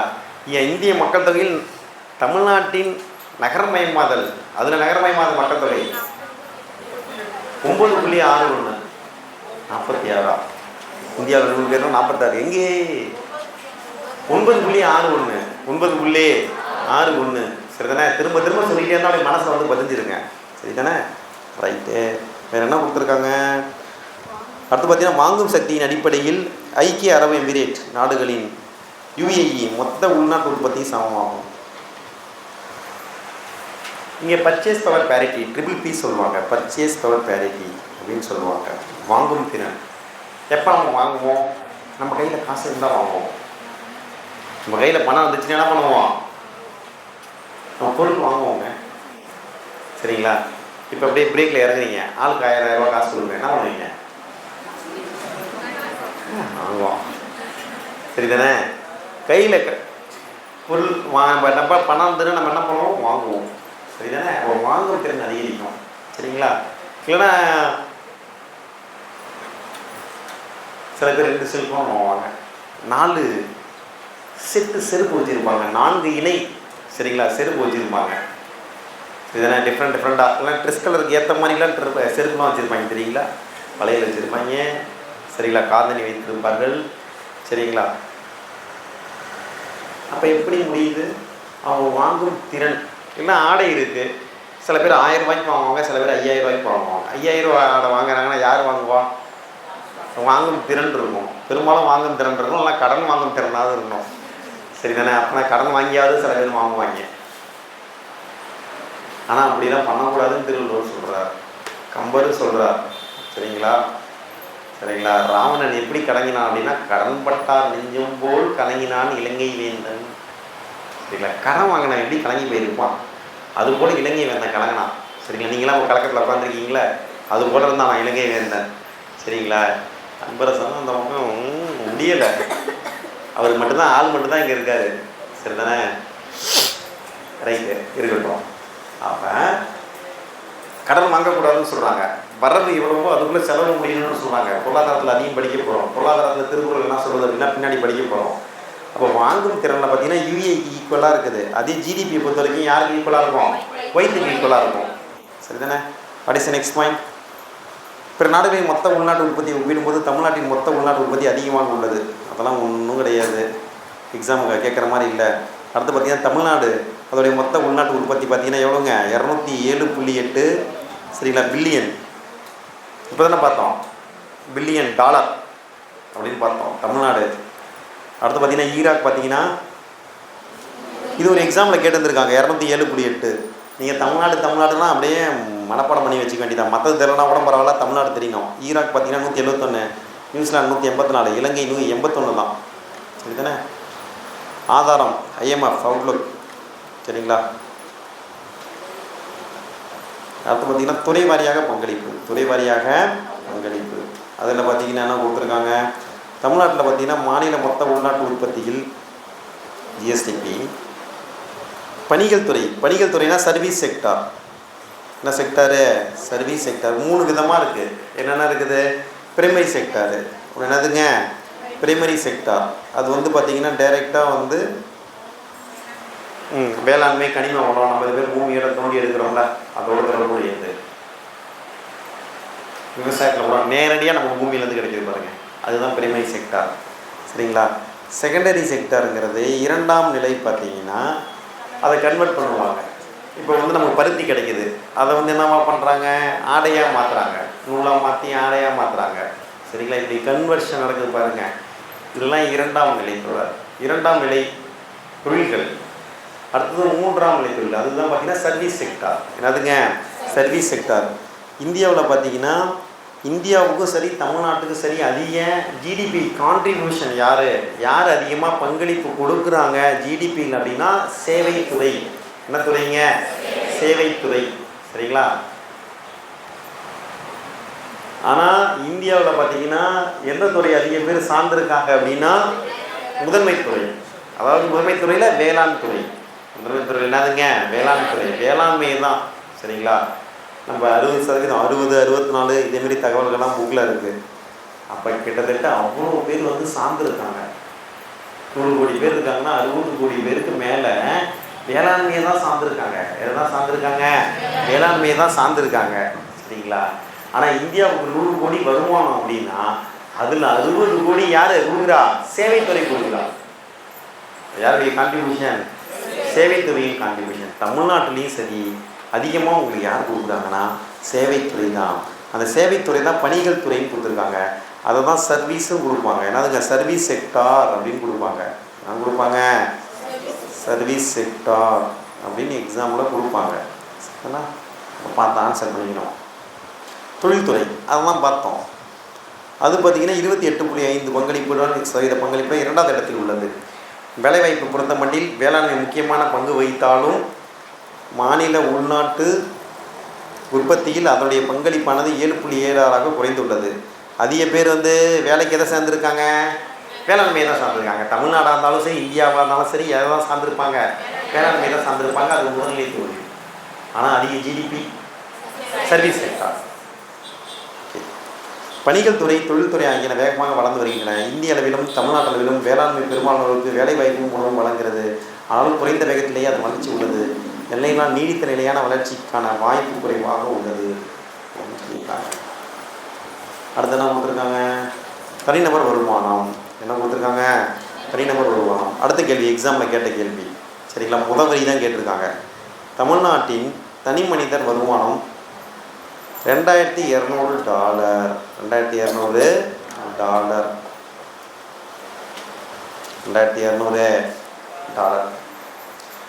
$2200 இந்தியாவில் உள்ள பல மாநிலங்களை காட்டிலும் உயர்வாக உள்ளது. சரிங்களா? இப்போ எழுதியிருக்காங்க எக்ஸாமில், நம்ம எழுதுகிற மாதிரி எழுதியிருக்காங்க. சரி தானே? ரைட்டு. அப்போ $2200 எக்ஸாமில் கேட்ட கேள்வி பார்த்து வச்சுக்கணும். உயர்வாக உள்ள தமிழ்நாட்டின் தலா வருமானம் 2018 உள்ள புள்ளி விவரங்களின்படி இந்திய சராசரி அளவை விட 1.75 மடங்கு அதிகமாக உள்ளது. 2018 பார்த்தீங்கன்னா தேசிய சராசரியை விட தமிழ்நாட்டு சராசரி பார்த்தீங்கன்னா 1.75 மடங்கு அதிகம். 1.75 மடங்கு அதிகம். அதே போல் பல நாடுகளும் ஒப்பிடும்போது அந்த நாடுகளை விட அதிகமாகவும் உள்ளது. ரூபாயின் அடிப்படையில் 2010-11 ஆண்டில் தமிழ்நாட்டின் தலா வருமானம் 1,03,600. இம்பார்ட்டன்ஸ் போடுங்க. 2010-11 நிலவரப்படி தமிழ்நாட்டுடைய தலா வருமானம் ரூபாயில் கேட்டால் 1,03,600. நீங்கள் எவ்வளவு சம்பாதிக்கிறீங்க? உங்களுக்கு தலா வருமானம் எவ்வளவு? 1,03,600. நீங்கள் 1,03,600 சம்பாதிக்கிறீங்க. நீங்கள் அப்படி நம்ம சம்பாதிக்கல. இப்போ குடும்பத்தில் 4 பேர் இருப்போம். சரிங்களா? அப்பா என்ன பண்ணுவார்? மாதம் 20,000 சம்பாதிப்பார். அம்மா என்ன பண்ணுவாங்க? ஒரு எக்ஸாம்பிளுக்காக சொல்கிறேன். சரிங்களா?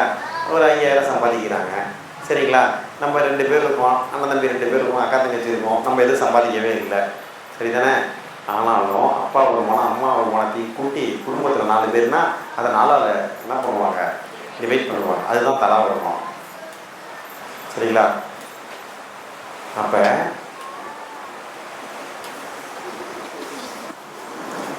சரிதானேங்க? அப்போ 2010-11 நிலவரப்படி தமிழ்நாட்டுடைய தலா வருமானம் எவ்வளோங்க? 1,03,600. 1,03,600. சரிதானேங்க? அட் த சேம் டைம் $2,200 கொடுத்துருக்காங்க. இன்னொரு இடம்லாம் கொடுத்துருக்காங்க. $2,200 கொடுத்துருக்காங்க. Group 4 2019 question.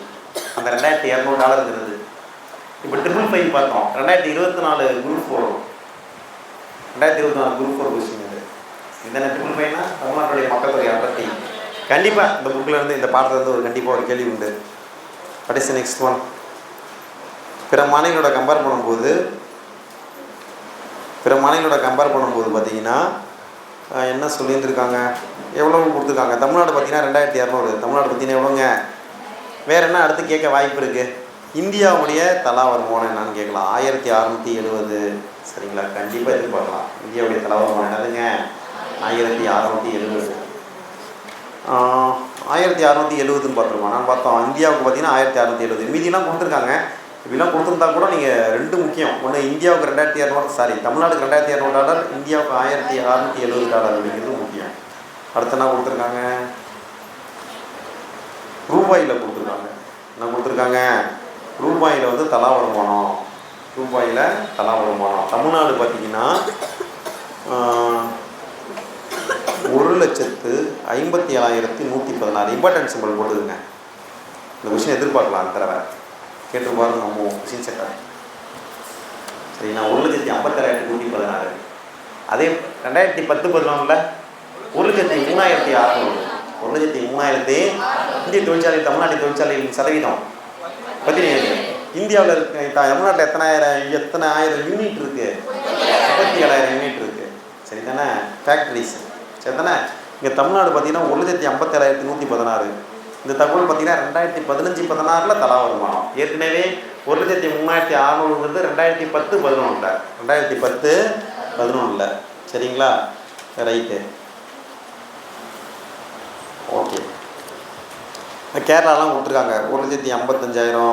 கர்நாடகா 1,46,416. தெலுங்கானா 1,58,360. ஆந்திர பிரதேசம் 1,37,000. ஆனால் இங்கே தமிழ்நாட்டை விட தெலுங்கானா அதிகமாக இருக்குது. பார்த்துக்குங்க. தமிழ்நாட்டை விட தெலுங்கானா அதிகமாக இருக்குது. சரிதானே? ரைட்டு. ஓகே. என்ன இருக்குது இந்த தகவல் பார்த்தீங்கன்னா 2015-16 நிலவரம். இந்திய ரிசர்வ் வங்கி டெல்லியோடைய அறிக்கை 2017 பிப்ரவரி 17 ரிலீஸ் பண்ண டேட்டா அடிப்படையில் இங்கே கொடுத்துருக்காங்க.